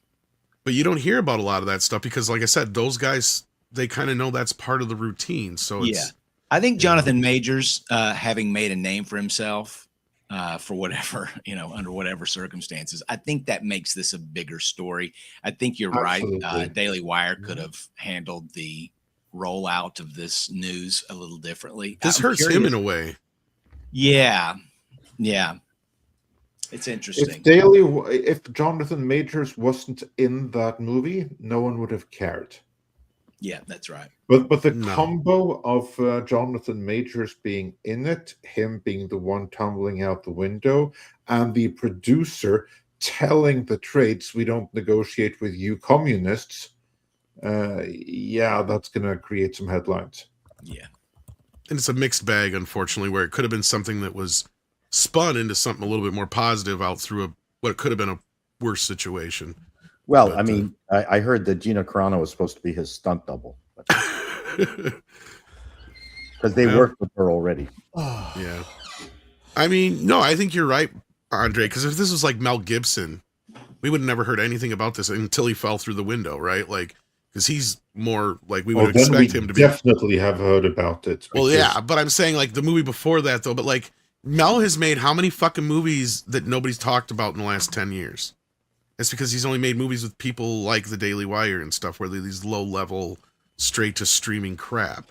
And I do want to say, like, this happens all the time on big union jobs as well. Well, that's what I was saying. Yeah, we just don't always hear about it. Sophie Turner's out for months because of a back injury On Tomb Raider. on Tomb Raider, but apparently it's a back injury she's had, so it kind of it flared it up, and I'm like, who the fuck didn't do their job to talk to her? It's like you need a physical for sometimes for these type of jobs. Well, who was the actress that got hurt and she actually finally came out and said she's got like memory issues now because of it? I'm trying to remember who she is now. All actresses? Yeah, But no, Not this was Ruby Rose, right? no, Because she owns not the- Ruby Rose. It's somebody in the chat will remind me here, but she just come out and talked about it recently. But you like know, it with was, yeah, and so the thing with Sophie Turner is that that production's paused for months. Wow. That is millions lost. Yeah. Millions lost if they start up again. And I was talking about it the other day. I mean, you know, I would really, if I was the producers, I would really look into her injury and consider recasting, because the back injuries don't go away. They're always going to be there. Oh, yeah, exactly. And she's not an athletic person. No. So, and then Tom Cruise, it happened to Tom Cruise as well. So, yeah. I'm sure Phoebe Waller-Bridge will take that under advisement. that's who I was thinking of, Evangeline Lilly. That's it. Sorry, Chris. No, you're fine. I was just making another joke. Oh. Jokes. But Jukes. the Sophie Turner one, that's a huge pause, man. Yeah. Jason Webster sends in $5 Australian to say Drama Police led by B, Sting, and known for their albums Regretta Blank, Regatta, I can't even say it, Zendaya Montana, and Syncophanticity. I can't say any of those today. You want to try, Andre? I get the joke though. This is pretty funny. Pretty good. Don't stand so close to me here. Okay, right. Yeah. I feel I'm missing some context here. So the context It's the is Police. It's Police albums. It's the name of their album. So The Drama Police instead, though. Yeah. right, led by B Sting, and we're talking about Zendaya and Sting. Remember their albums, Regatta a la Blanc, Regatta Mangata, Zendaya Monotania. Yeah, this is more your league. And well, they just had the Police had their albums were French titles on a few of them. Yeah. And then I like that syncophanticity. That's great. Yeah, synchronicity. Mhm. Yeah. You know, All right, Jason. one of my favorite stories that we ever got told by a celebrity, Andre knows what I'm talking about. We were talking to Brad Dourif. It was talking about Dune, so it was heavily into the Dune stuff. And he was talking about how Sting brought on this tape one day for them to listen to ask what they thought about it. And the song was Every Breath You Take. Oh, wow. Yeah. Like, it's pretty good. Not bad. That's pretty cool being the premier audience that way. Yeah. Jason There you Webster go. then I goes just put on it to in. say the Drama Police also have the top songs. Don't stand so close to the camera. Every little scene she does is magic. Every role you nail. And King of the Box Office Pain. Oh, I love That's pretty good. that song, King of Pain. I just put in the private chat the name of their Police's albums back in the Oh, day. there they are. Yeah. There you Vignetta go. Yeah, well, Mandata. Okay, I couldn't remember that Yeah. one. I don't know enough about the Police that I know their names and that they're all in French. But yeah. Well, it was just the album names of the albums. Yeah, no, But I get it. the music majority was in English, but then they would have like an occasional French song. Yeah. It's Is pretty that much Sting and the other two guys. Is that all the albums they made? They didn't make a lot. They only did 4 or 5. Yeah. Wow. Before Sting's like, peace out, bitches. Yeah, Yeah. then he went all jazz. Well, they had I was a In the tough fields of internal Bobby. relationship. I had a Yes, they did. huge, Stuart Copeland, Andy Sumner's. No, I saw them live when I was a kid. I was a huge fan. Yeah. Cool. I missed out on seeing them live. Me too. How were they live? I was a kid. Everything was great back then. Oh, Yeah. I just know some bands suck live, and then there's other bands where, They were appearing at the bar right across from my university, just in this tiny 100-seat bar. And all these posters went up, and it was the original Police logo. And being a designer, I went, wow, I really like this logo. I'm not going to go. And that's where the song "Don't Stand So Close to Me" came from, because nobody realized they were the band. They just thought But they were other. I can't remember whether they patrons. No, filled it just or kidding. not, but it was at Edgerton's, which was a tiny university bar, and I missed out. I'm a streamline waiter. I'm a solitary man. I'm a walking disaster. I'm a demolition man. Dark King sends in a DM. Sent me a DM about the anti-Bechdel test. So this is the male Bechdel test, I guess. Yep. Says, well, I have this rule. I only go to the movie if it satisfies 3 basic requirements. 1, the males in the film must be treated as disposable and or act for the women's benefit. And in the background, we got action movie and dramatic movie. Family movie. Fathers must be portrayed as stupid, useless, or incompetent. Yes. And then we got feminist movies with the Ghostbuster signal there. 3, the movie must not relate everything negative to males and positive to females. Or that's what it says. Okay. I can only think of a few, but that doesn't mean the film industry is sexist towards men. And now you know why the Bechdel test is stupid. Yeah. Yeah, the Bechdel test is pretty stupid in general. Yeah. Because it was a joke initially, wasn't it? Joke. Like, Yeah, we were saying, yeah. Jason Webster says K-drama Climax has become a global hit, and the Chinese drama on Netflix Pursuit of Jade is breaking records. I have not heard of either of these, so there you go. Some recommendations from Jason Webster.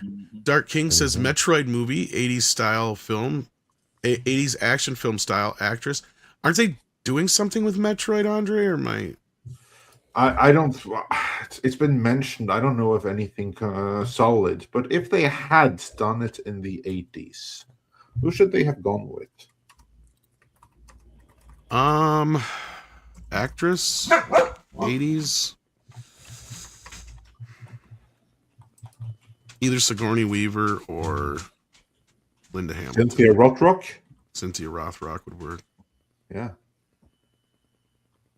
I think Whoopi Goldberg would have been a good choice. Oh, Jesus. Oh, that's what they would have gone with today. I can't even fit in this suit. Anybody else? No? All right. Nope. The Mom Once is Backrooms is another video game movie, May 29th. Is it? Okay. There you go. Yeah, there's starting to be many of them. Yeah, but like I said, there's only going to be a few that'll hit. They've tried this already. We've seen this song and dance before out of Hollywood. ActionCom says, Chado, what do you think of hashtag, I think it means filmmakers using AI to previs a film to help with logistics, especially for low budget films? I'm 100% behind that. Yeah. I mean, I think it makes perfect sense. Yeah, it might be bad for, like, I love working with the people who can do the previs as cartoons. In fact, the last thing I did with the Frantics, I mocked up the whole show myself. And I mean, I think that makes sense with any project. I think if you're a director and you can pre-visit yourself with drawings, you would never bother using AI. I think where the AI comes, what they do, what the idea behind AI is, if you're trying to convince some kind of individual of some idea that they are not capable of reading scratches on a piece of paper, that they need something a little bit more fancy. I could see it as being a selling tool for executives at studios who, maybe are not that smart and need just an extra goose to understand just what your vision is going to be. The John Peters of the world. Like the sizzle How reel. about the financiers? Wouldn't it be a great tool for them as well? It would be good. Yeah, that's different from previs, though. Yeah, that's different from previs. I was going to say, you're right. I think that that's something else. Yeah, but I think it helps. I've got a guy that has been working on an app that will take photos on your phone. Like if you go to a location scouting or whatever, and you just set your principal or whomever is your stand-in for the actor in a house, right? And the house is supposed to be on fire, and the AI will create it and will do all the color grading and everything. So you will see sort of what it's supposed to look like. And they're using that now in storyboards where it's all kind of all fleshed out. You don't have to have the little doodles or even drawing it out like a comic book. You can use these new technologies. I think it's brilliant. And I also think anybody that's not using it for their sizzle reels is crazy. I mean, it's right there in front of you, and other people are using it also for the very same thing. Well, I think for selling purposes, I can draw a storyboard of pages worth of a script faster than you can do it in AI. I mean, I would Some not can, wait. you're right. I would not wait for the AI to do my storyboard. But And the if you're- pitch, like the sizzle reel, pitch, Pre- yeah. If you're pitching stuff, I think that makes perfect sense. People pitch with music that they're not allowed to use in your final product, sure, yeah. right? I mean, people will take Rolling Stones, the Beatles, or whatever, and really heighten up the pitch. Mhm. And then by the time that the movie comes out, it's a bunch of nobodies off of Spotify that they're using. But yeah, I can see it using for pitches. If you're spending a lot of time making a storyboard out of it, then I don't think you're much of a director. No, I think that what he's using it for is when he's scouting stuff and they're just on a set or whatever where they're going to shoot something. That's kind of fun. It is fun, yeah. I mean, it's almost instantaneous. Anymore, it feels like Previs helps the special effects people out more than it does the shooting of things, because like you can pretty much do a storyboard with stick people that they need, just to That's kind of right. show, you're zooming in here and we're going to cut to this shot and then it's going to be a wide shot. It's like, yeah, you can do that all day long on a piece of paper. Anybody can do that. Mhm. But it's like George Lucas and a few other guys, they really got into the previs stuff. And, that's where they really were able to show a lot of I think the timing to the special effects people and stuff like that. Because even George started doing it with old World War II footage for the first Star Wars film for the timing of everything. But that's a little bit So- different. But yeah, I mean, I'm used to doing what's called Polish animation, where you shoot each one of the frames of the storyboard. Yeah. And then you turn that into your previs. And some directors kind of do that still, where now it's all done with computers, but back in the day, like you said, they would literally take the storyboard, just shoot every single board, and they'd read them recording of the script for all the timing and everything like that. And yeah. Yep. I think there's always going to be a contingency of independent, low budget filmmakers that are not going to do any AI. They're just like against it, and then there's new ones that aren't. They're gonna use it. They're gonna work with it. They're gonna see how, they're gonna push it to its boundaries, which I think is fantastic. I agree with you. To see what is going to come out, because I do see a lot of this kind of just Hollywood just burning down, in the sense, just the way the old things have worked, the old control. They're still trying to control, and you can't. This is fantastic. I think the thing with JJ closing up shop is a great example. I mean, these guys made the worst deals in the last 10 years, Andre, to anyone. Yeah. Right. And so when COVID happened, they were allowed to do a pause and take a look at stuff. So this is part of the future, whether you like it or not. And so I'm very curious to see out of the ashes what's going to be born. I agree with that. It'll be very interesting to see. And I'm also glad that they finally took the opportunity to look at, are we actually making any money here? Or are we just funding brand destruction? Because honestly, that's what they've been doing, especially with Bad Robot. So hopefully things are changing for the better as we progress here. And the sad part about that is that you do see a lot of testimonials from people who worked at Bad Robot that got their break, because that was like, hey, I had my first job there. I was a PA. I was an assistant. It was an incredible time. Totally. And yeah, that's great. Well, your boss fucked up. Hmm. You know, there's no way around it. Your boss fucked up, and in regards to just the projects he was pitching, you know, et cetera, et cetera. So he had to downsize massively. And I said in my long form video, I actually did this for about 40 minutes, getting some good reaction. I don't think New York is going to be permanent. There's no tax incentives. You know, the only thing is the logistics, like maybe because it's a skip over to Europe, but a lot of production people, smaller production houses like a Bad Robot, they're all moving to Netherlands, Portugal, Spain, where the work is. That's just where it's going. Mhm. Yeah, so that's a stepping stone out of the country. I think so, man. Which is going against what Trump was trying to do in the first place, is keep more productions in Hollywood, let alone the U.S. Absolutely. Well, the problem is Hollywood did not return the favor. They went, let's make it. Thank you, Mr. Trump. Let's now make it even more difficult. It's like they almost did it they on should purpose. have taken that Trump moment and said, you know what, we're doing this. We're Xing, you know, the fees for this, and we're no longer doing that. Yeah, we're going to, you know, really, really work hard to bring everything back and make things good again. But they didn't, because Bass and Newsom are intransigent. I was going to say, the one time they could have been like, well, we'll show him. No, they didn't. They just. Well, it's not even show him. It's join him.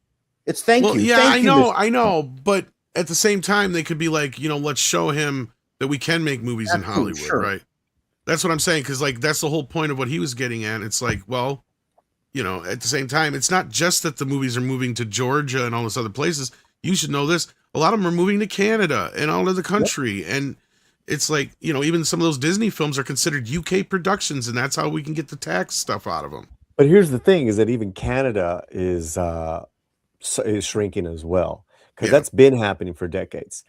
And all these shows, man, they're filmed in like just so obscure, cheap ass places now. Mm-hmm. You know, out of the country, not Canada, not the US. I just saw a show that was shot in South Africa. What the heck was it? Oh, it was One Piece. Yes. One Piece. South Africa has been an incentive paradise. I mean, they've been trying to get Hollywood to film there since, I remember a filmmaker since the 90s, and their incentives were insane, and the locations and just all the kickbacks. Here's one thing I did bring up, is that if you are in New York, you can do the New Jersey incentives, and there is a film radius that if you're filming, like, let's say a 25-mile radius around Newark or a certain area, then that also includes New York, but you have to hire New Jersey people to do your crew. The more you stock up there, you're getting 30 to 40% in tax incentives. That's why that Marissa Tomei movie was just filmed in New Jersey. So, you know, some of these states, like Tom was saying, Tennessee, Kentucky, Atlanta, New Mexico. Our buddy filmed his movie Unexpected, all in New Mexico. Mm-hmm. And I know the price of that film, of The Unexpecteds. I know the budget. He wouldn't have lasted a week in Hollywood if he was filming here in Hollywood. No fucking way. Then you have the incentives of everything else. So you had the money in New Mexico, and it's all local hire. Then you had more tax incentives. That's why that film looked like $1 million. You know, and shooting with New Jersey crew also means you don't need to get protection. Yeah, bada bing. Actually, it follows up with another 5. It says, I'm thinking about AI previs being used to manage expectations for low and no budget productions, and maybe coming up with cheaper alternatives for shots. That's a waste of time. You use it. Like when you're on a independent production, you shoot your film, and then you figure out how to do everything else more cheaply, and that's where AI could help. You could have a background that you green screen people on, for instance, that you wouldn't be able to get otherwise, or you're putting fire effects on something. There's lots of stuff. Foreground animation, AI can be super helpful for an awful lot of small things. And you get the right, exactly. Just added to that, you get the right producers on this who are already just creatively, like they're generals and how they manage, save you money here in that department, Then you throw in the AI and what Chato's talking about. You make that $500,000 look like $3 million on your film. Right.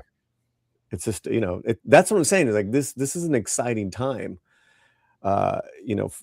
Independent. That's why, and also I'll try to be real quick. That's why you see so many first-time directors, guys, doing horror. Boom, and that's the breakout. Yeah. As far as finding cheaper alternatives for shots, I mean, unless you're shooting something with like a crazy crane or doing something that's already going to be a bunch of CGI, which they would have their own previs for, I'm not sure how it would be useful. I guess I'm not quite getting the question myself. Wait, but then Yeah, he go ahead. follows up with, Tom, remember your story about the camera saving producers money by moving the camera a little. Yeah, that was a little bit different. I mean, I get where you're coming from here, because like that was what it was is he was one of the special effects guys, and he was sitting there listening to the DP and the director, or the producer and the director, argue about how much it was going to cost to have some air conditioning duct removed CGI in a shot, because it was supposed to be a period piece. And as they're arguing, the special effects guy walks over and turns everything 90 degrees. He goes, there, I just saved you guys a couple $1,000, and walks away. So like sometimes you just need that kind of innovation, just like, because I feel CGI has made, and a lot of these things have made a lot of these directors dumb and or lazy. It's like they forgot how to be innovative.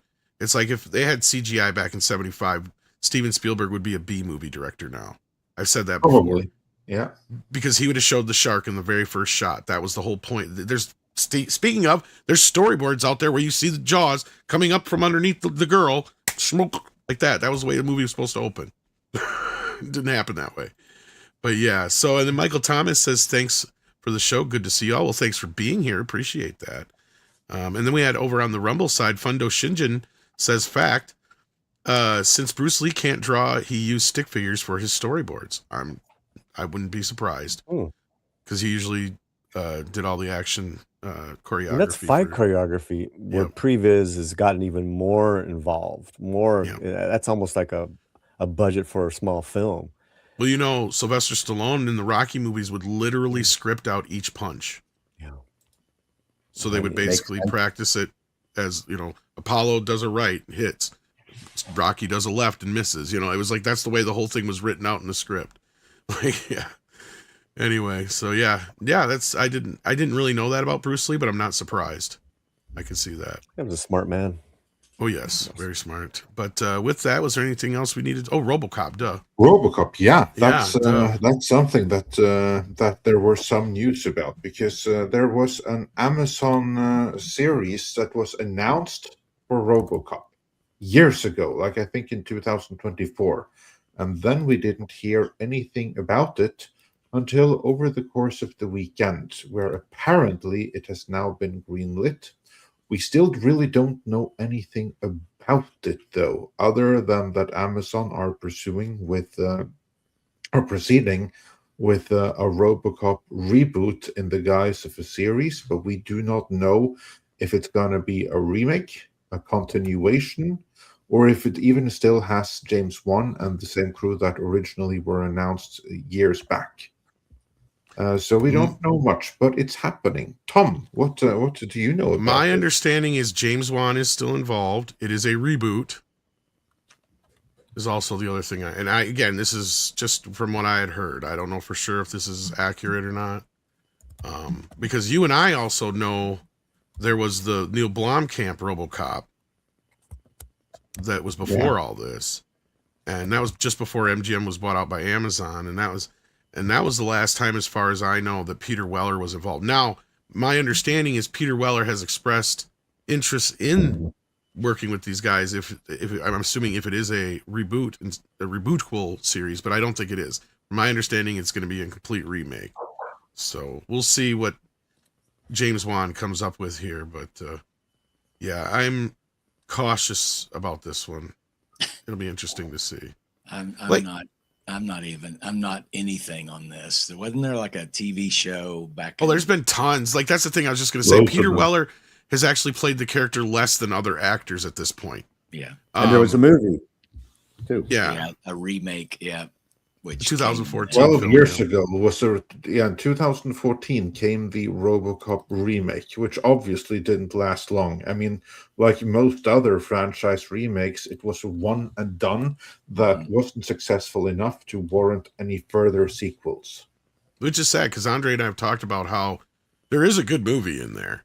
And Yeah, RoboCop does have some possibilities for exploration. It's just it was Well, the the first wrong one was time for good. that movie. The first one was like lightning in a bottle, though. You know, it was like this strange satire, a lot like Verhoeven's. Oh gosh, what's the military movie? I can't think of right now. Starship Troopers, which Starship is Troopers, basically yeah. like a spiritual sequel to it in a way. Yeah. Yeah, you know, and it is a fun idea, but I mean, I just feel like it's just been milked to death. Even with there was a great comic book team up of Terminator versus RoboCop that was drawn by the great Walt Simonson. It's fantastic over at Dark Horse. I mean, I Written feel by like Frank Miller, no less. that's right. Yeah. And they tried that TV show, I guess, after the third movie bombed. You know, if it's going to go Verhoeven style, maybe, but I've had a lot of fun reading or looking at the memes, you know, after this announcement came out. I'm sure you guys have seen all the DEI casting. Oh, yeah. possibilities. Yeah. With basically RoboCop being a black woman in a wheelchair. for instance, Yeah, exactly. We've Yeah. already had Black RoboCop. It was Steel- RoboCop Dark Justice. Yeah. Oh man. See, because there's actually more than one series, Chris. This is what I'm saying. Like this, Oh, no. RoboCop has had tons of shit. There's been 2 animated series. Yep. There's been technically 2 TV series. If you count Dark Justice as basically like a de facto limited series, because it's kind of what it Because was. Dark Justice was actually the name of one of the episodes. It was one of the episodes, but that is the Prime name of Directives. the You're right. series. Sorry. Thank you. Yes, but yes. Sorry. Yes, I was getting them flip flopped. But yeah, so that was a 4-part mini series of like 2-hour movies. That was basically a setup for a possible series for sci-fi. Yeah. But then they actually had the live action series as well that you mentioned. That's funny because the first episode of that, the original writers from RoboCop wrote it. So as far as they're concerned, that's the sequel to RoboCop. The pilot. But it's funny because Andre brought up, not only did Frank Miller write that story, the movie that is RoboCop 2 and 3 is based on his stories too. I don't know if you knew that. yeah, that's right. That's actually Yeah, on and he his actually original draft. redid him. He did his versions in the comic book.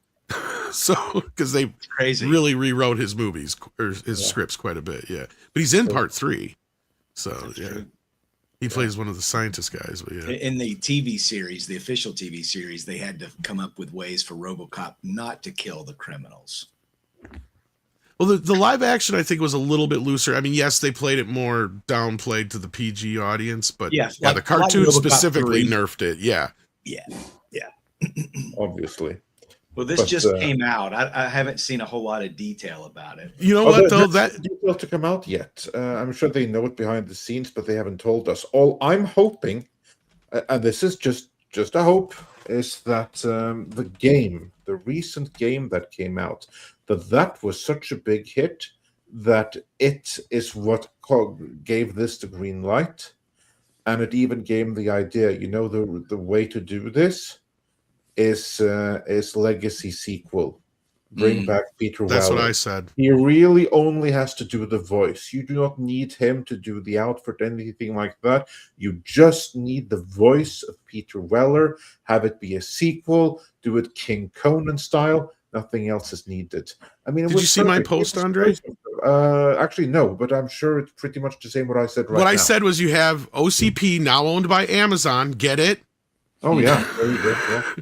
they're Detroit, Delta City has been built and is now turned basically back into what Detroit turned into 30 years ago. Sitting in the basement and cryo freezes RoboCop. Let's dust off some old school justice for the modern day. That's basically what they do. It's called RoboCop rebooted. How fucking hard is that? Like you said, you have Peter Weller do the voice. Somebody else can do the stand-in for the face and the costume and all that business. I mean, it's not that hard to do, and I think most people would be happy with that. I mean, you could even ignore part 2 and 3. I don't know what kind of shape Nancy Allen's in, but you don't even have to ignore part 2 and part 3. Just only I wouldn't. Part 1, and then you're like, you know what? If you like them, it's all canon, and if not, you just have them not contradict anything. Problem solved. Well, I was just saying that because then you could bring back what's her face, Nancy Allen's character. Yeah. Well, the TV if you show ignore part basically 3, did ignore him. I think the TV Yeah. show ignored him. They gave her they gave RoboCop a different female, and that's the way the TV show ran. Was it doesn't acknowledge 2 and 3, but it also lives in a world where 2 and 3 could have happened. As long as you got that Basil Palladorus theme music, I'm good with it. Well, I'll tell you what, this animated series we're talking about. Go ahead, Paul. Sorry. I was just going to say that RoboCop, for all intents and purposes, is the Verhoeven envisioned outfit. Like there is no other RoboCop. They had the movie in that sleek black outfit.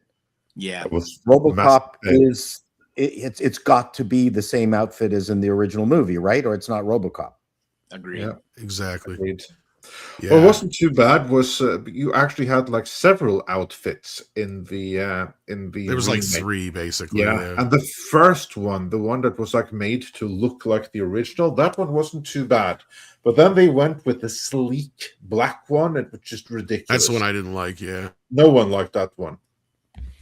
it looked like Hopefully they Knight learned Rider. from their mistake. It's like Yeah, Darth but Vader. RoboCop is that original design. That just doesn't, Clunky. why? How? Then it's just another android or. Right. Well, we may not know exactly what this new series is going to be, but I will tell you this about that first original animated show. That motherfucker went pretty hard. Look at this intro alone. Detroit, the near future. Officer Alex J. Murphy and his partner Ann Lewis fight to rid the decaying city of the criminal element which infests it. They literally tell you the whole movie in the opening intro. They show him get killed in the fucking intro. Like, that shit's pretty hard, man. Like, for a kid show. They don't shy away from it either. It should have never been a kid's show. Come on. Fuck, they knew what they were doing. It was You know a how- different time. Yeah. You know how I know they knew what they were doing? Because this is the movie that my dad finally went up to the counter at the video store going, can I just buy this thing? Is it cheaper? Just buy it? Because they rent it every fucking weekend. Like there was that year there that RoboCop every week it was we got to get RoboCop. Like just Good stuff. Yeah. Yeah, that was RoboCop Rogue City was the name. We should not been watching that movie at all. But we did. But speaking of Rogue City, Mr. Chato is going rogue because Yeah, we need to get this wrapped up here. I have to go, gentlemen. Have a wonderful time. The koalas will have to work without me, and have a good rest of the week. We'll see you on Wednesday. Take care. Bye, sir. everyone. Thanks for joining us. Well, RoboCop is still technically you can get the X-rated version on disc. That's Paul Verhoeven's director's cut. Wow. That he prefers. Yeah. Well, Is there's there, not much like- difference. Well, there's some difference. Subtly. I wasn't even aware that the other one was like really available. Like the director's cut surely is just about the only version available now, isn't it? No, they got both versions usually. But really it's just a couple of shots. It's like a wider shot when the guy's getting shot at the beginning on the table. He's just like literally getting pummeled with fucking bullets. It's to the point where, and that's the thing is that Verhoeven was pissed when they cut it. He's like, they cut all the jokes out of the movie. Because he's like, the violence was so over the top. You're supposed to laugh at it. It's ridiculous. Yeah. Because like, yeah, there's a whole like 10-second shot of the guy getting shot. And then there's more of the Murphy death scene. I could take or leave either version. It's like, that's so intense that both versions work just fine as far as I'm concerned. But the unrated cut, you actually see his hand getting blown off and stuff like that. So, yeah. But it's out there. Yeah. See, pretty much every version you buy, it has both versions. So, yeah. But I recommend the Arrow 4K Excellent. But with that, we'll have to wait and see what RoboCop is. Maybe it'll be good. Maybe it'll be bad. We'll have to wait and see. It has potential. That's the thing. It needs the costume. It needs a good Ed 209, and it needs the Basil soundtrack. If it has those things in place and a good script, obviously, because they had all that stuff with the sequels too, and they sucked. So, I mean, you really, at the end of the day, it's just got to be a really good story executed. That's just right. Yeah, that's what it needs. The story before anything else. RoboCop taking out Antifa. That's what I want. Well, more likely that he's going to join them. Because, yeah, but yeah. Yeah. Well, I mean, that's the thing. Bonk. Yeah, I would have loved to have seen Blomkamp's RoboCop. He got treated so poorly in that situation. The short version, for those who don't know, now that it's been long enough, I think we can put this out there. Let's just say we learned this from a very, very close source of Neil's. Extremely close. Extremely close. Intimately close, let's say. That it was full ready to go. It's an excellent script. But Neil had a horror movie that he was scheduled to shoot. MGM didn't want to wait. And they decided they were going to go forward without Neil. How did that work out for them? Not very well.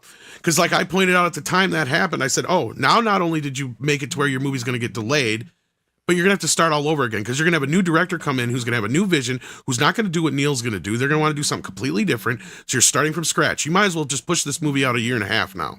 Or just say it's not going to fucking happen because that's what's exactly going to happen. Instead of just waiting for Neil. That's all they had to fucking do is wait like 4 or 5 months. That's all they would have had to do. Yeah. And that was a script by the original film's writers, too. But that was supposed to be a legacy sequel. Peter Weller was involved. I don't know if any of that influenced the Rogue City script at all for the video game. I doubt it. But yeah, that would have been something interesting. Same thing with the Alien. And you know who killed Alien? And this is one of the reasons why I don't like him so much. Ridley fucking Scott is the reason we did not get it. Period. End of discussion. Yeah.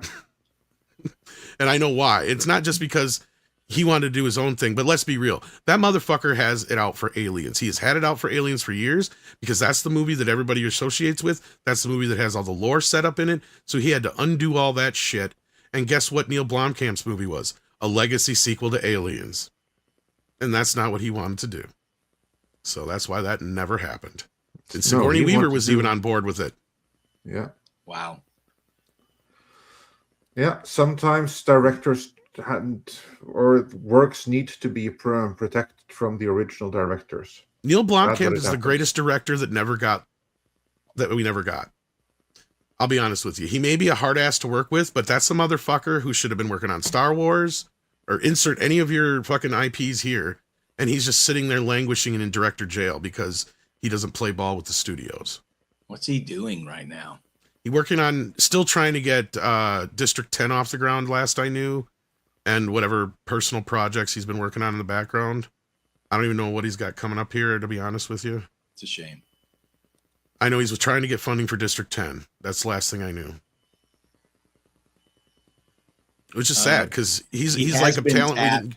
I did read that Columbia had tapped. I don't know how much truth there is to it, but speaking of Starship Troopers, I understand he has been tapped to work on something related to a Starship Troopers film. They are doing something Starship Troopers, I know. So we'll see. He would be one of the good guys to do it. It depends on, are you going to do a brand new Starship Troopers, or is it going to be a legacy sequel to the Verhoeven? There's been sequels to that movie. Exactly. Well, there's same thing with RoboCop. But I mean, that's the point I'm getting at is like, what are you going to do with it here? Is it going to be a completely new vision? Or are you going with that? Because look, I never read the book, but my understanding is that the book is much more drier, political, not satire like the Verhoeven movie. Like, Paul didn't even read the fucking book, guys. Yeah, that's right. He never read the book. He did it on purpose. He's like, no, I read that script. I fell in love with that script, and I'm making this movie. That's all. He didn't care about the book. So, yeah. So I'm curious what they'll do with that. It's interesting, but I have been hearing rumblings about it. It's been something they've been wanting to do for a while. So he'd be a good guy to have on there. And Chappie is underrated. I agree. But with that, what do you guys got going on, Chris? Anything special over at Bleeding Food? Nothing special at all over at Bleeding Food. We actually talked a little bit about the box office thing. I know you and I had a discussion about Project Hail Mary and whether it even matters if it makes it its money back at the cinemas, which I kind of get into that sort of where the break-even test is, even though it is an Amazon property and it's going to streaming, and we all know that it is. It's still an interesting exploration of, you know, what it's going to take for them to break even on the movie without the streaming. And later on this afternoon, we're going to talk a little bit about a bold conservative producer that's just now that Stallone has signed on for that John Rambo prequel movie, he's joining the film too. And it's interesting who that producer is. We're going to be talking about that later this afternoon. Interesting. I was going to say, that. I wonder if that means there's going to be some changes now. Yeah. Because that was what we were curious about. I wanted to reach out to Chuck, but some good quotes from this guy, and I think you guys will be surprised who it is. We're going live with that at about 4:20 Eastern today. Because I would imagine awesome. if Stallone had any influence, he would say, use the Chuck Dixon comic because I wrote this story. Yeah, right. The problem with that Chuck Dixon comic, I'm just going to say it now. I haven't mentioned it yet. I don't have my copy yet because I ordered the hardcover edition of that. And I even told the guy running the campaign, because it was crowdfunded, and the soft cover's already gone out. So I haven't seen it, and I'm waiting on the hardcover for it. But it was like, well, we're also waiting on the dog tags. I'm like, I don't care about the swag. I didn't Just get give me that the book. version, but yeah. Yeah, we'll I see. just got the soft cover one. I mean, I think the story, you know, Chuck Dixon is, you know, bar none, one of the greatest living comic book writers today, especially for that sort of genre. So I'm sure it's good. I can't wait to read it. A good friend of the channel as well. Yeah, that's right. That's right. He is a friend of the show. So, and as far as I'm concerned, Sly is Rambo. Yeah. I mean, yes, he didn't create the character, but he is the character. And as far as he's got the stewardship of it, as far as I'm concerned. well, if it weren't for Sly Stallone, there would actually be no Rambo franchise. Exactly. Right? Dave Morales said that many a time. Exactly. He would have died in the first movie, period. That's how it was going to go. So, Yeah. thank God for Stallone, and I'm glad that he's decided. I'd love to know what made his decision to sign on to it, but I'm glad he's part of it. And I think he wanted to be a part of it from the start. yeah, you're right, but he wasn't. So it's interesting. So we're running. There was probably some other deal in the background that got him involved, is what I my agree. guess I'd is. like to know what it was. Yeah. Because they probably wanted to make a movie with him. And he's like, well, you're making that Rambo movie. I wanted to say in that. And yeah, because he's really pissed about Rocky still. No, and you got the Balboa voice down, Tom. Well, that whole thing with Creed and all that business, like he's not cool with those producers over there. I know At that. all. No. And you know, and there'd be no Great Rocky films. without him. Come on. He wrote the script. Come on. Hey, that's Hollywood, man. Yeah. That's fucking Hollywood. You It'll know, break your heart. I wouldn't Absolutely. care so much, but Coogler made Apollo Creed a deadbeat dad and a shitty husband. And I don't like that. You didn't have to do that. You could have just had it been any of the boys that we already knew existed, and or she got pregnant not too long before the fight and had the baby after, so he never knew his father, right? Like they could have had that kid, right? That he's trying to get closer to his dad through boxing, and he gets to know his father via Rocky. That would have been a much more inspirational film. To me, the problem with Creed is that you made this kid this bastard child of this, affair that Apollo had. It's like, why? And then Creed 2, as far as I'm concerned, is the only one that exists because it doesn't dwell on that shit. It's all about Drago and his son. And Rocky's. Yeah, and 3 doesn't drag on that as well, and they kind of I still haven't watched 3. It comes full round circle. So I mean, yeah. Well, I'll watch it eventually. Yeah, that's the Jonathan Majors. Yeah. He was great in that film. Oof, he was. Oh, I'm really sure good. he was. But it was a good character. It was a good character because it goes back to them being homies as teenagers, and him Majors was the up and coming prize fighter, and what's it? So it's basically Rocky 3 all over again. Adonis is in his corner growing up, Mm-hmm. and then something happens, and he goes away to prison for a long time, and comes back. Does Hey, Creed get scared and lose the eye of the tiger? Yeah, it's basically 3. Yeah, I mean, it's basically 3. Does his girlfriend tell him you can't win? No, it's his wife No, I'm now. just They have a kidding. kid. That's right. Psycho Magus says, I didn't really like the last Rambo movie where he fights the Mexican cartel. Have you seen the uncut version? If you have not seen the international cut, do yourself a favor, watch that version, and then think about it, because the theatrical US cut sucks of Rambo. And we learned there was 2 different versions back when we did the review, but now the new version that's coming out here pretty soon, the new box set, will have both cuts in it. So if you buy that box set, you'll be able to get both of them. Yeah, it's funny. We discovered that like right after we went live. We were like, wait, what movie did you watch? Yeah, literally that was the question. It's like, what fucking movie did you watch? Like, Yeah. and I'm like, there was none of this fucking shit in the beginning. Like, what are you talking about, Andre? Because he's like, yeah, didn't you see the part where he's on the horse and da da da da da? I'm like, no, it just starts out and he's hanging out at the house and it's kind of boring for about fucking 10 minutes. Like, yeah, It's a pretty Yeah, bad. basically film. lost the entire philosophy of the movie. That I you didn't- can't, I save, didn't like can't that save film. everyone. and there's more stuff between the Cartel brothers too that's cut out. Yeah, So yeah, and it's not a wholly different film or anything like that. Don't make me think that, but I felt it was a much better film in that version than the one we I'm a got here. huge fan of Last Blood, and I hope there's going to be a part 6. I really enjoy Last. You Blood. like that last one? I liked do. it too. I mean, you can even see my house in Tenerife in the background there, and I'm not even joking. You know what, Paulie? Like I said, if you have not seen the international cut, do yourself that favor. It's available on digital in some places. Once in a while, it'll pop up on Amazon. But there's a new box set that's coming out here soon, where they're fixing all the problems in the 4K, the sound issues, everything. This is one that Robert Meyer Burnett scooped with us on 4K for you, and it's finally coming. And it's going to have both cuts finally in 4K of Last Blood, because I had to import it to get the extended cut on 4K. Wow. I think Rambo was the best of the whole bunch. The 2008. Probably. I agree. not That's an the best of argument. them. That is the best of them. Absolutely. Balboa was a good one too. He had that little stretch right. Oh, there. that was Oh, fantastic. fucking Balboa was amazing. It was Oh, Yeah. gosh. Yeah. that was the moment Sly proved he wasn't a joke, Yeah. right? Because Rocky 5, 6, or whatever it was a joke for years and years and years and years, Yep. and he did the impossible. Yeah. He did exactly what everybody expected him to do, but he did it so good that it was one of the few times in history that an actor. Well, no, I don't. Maybe it was no. He got nominated for Creed, not that one, but he did get nominated more than once for Rocky. Yeah. For playing the same character. It's a very rare thing. I think the only other actors ever pulled that off has been Ian McKellen for Gollum. And I'm trying to think of anybody else. And, ever.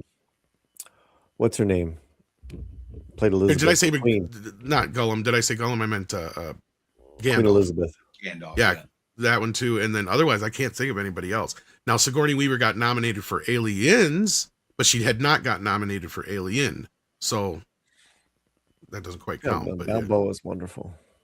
But And I I think love it. Al Pacino, I think, got nominated for both Godfather, all 3 Godfather films, if I remember right. But yeah. And I loved in Creed 2 that he saw his son again with the grandkid. That was dope. No, Creed 2 is the best of those 3. That's, as far as I'm concerned, the only one I need. But anyhow, with that, Paulie, what do you got going on later? Sorry, we went on a tangent. Wow. That was fun. I have a 38-minute video up right now. I break down, it's on the homepage. I break down the J.J. Abrams kind of at length with what we had talked about. And I give examples of production companies that I know that where they're moving to, also to and how this affects the working class actor. So it's a really good talk. For my channel, it's getting a lot of views. So if you want to see something interesting and different, I give the sources, I give some examples. So that's up right now. Nice. And Wednesday, Midnight's Edge. Yeah, do check all of that out. Chris, Yeah, how man. about you? You have an awesome article coming about. Yeah, I think that's why we got Rambo. all That's how we started. on Yeah, this right. tangent. Bleedingfull.com. Yeah, that's it.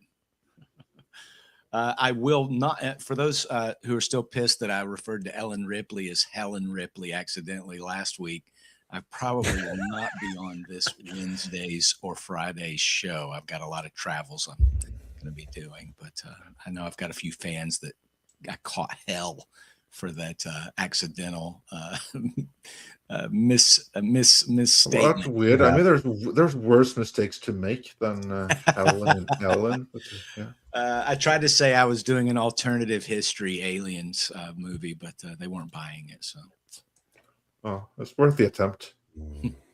I tried. No. All right. Well, with that, Yeah. also be sure to check out the respective channels of Paul Chato and Cultured Casino, Yes. who were here earlier in the stream. Check back later for more videos. We should have videos. I don't think we'll have any more videos dropping today, but there definitely will be videos dropping tomorrow. Check out the videos that we already have dropped, as this platform is not that keen on sending notifications whenever we release something these days. So you have to be extra vigilant about that. And beyond that, yeah, take care of yourself, and let's bring out the koalas. Koalas in the rain, koalas in the rain, no fucks given. Koala, koala, koalas in the rain, koalas in the rain, no fucks given. Koala, koala, koalas in the rain, koalas in the rain, no fucks given. Koala.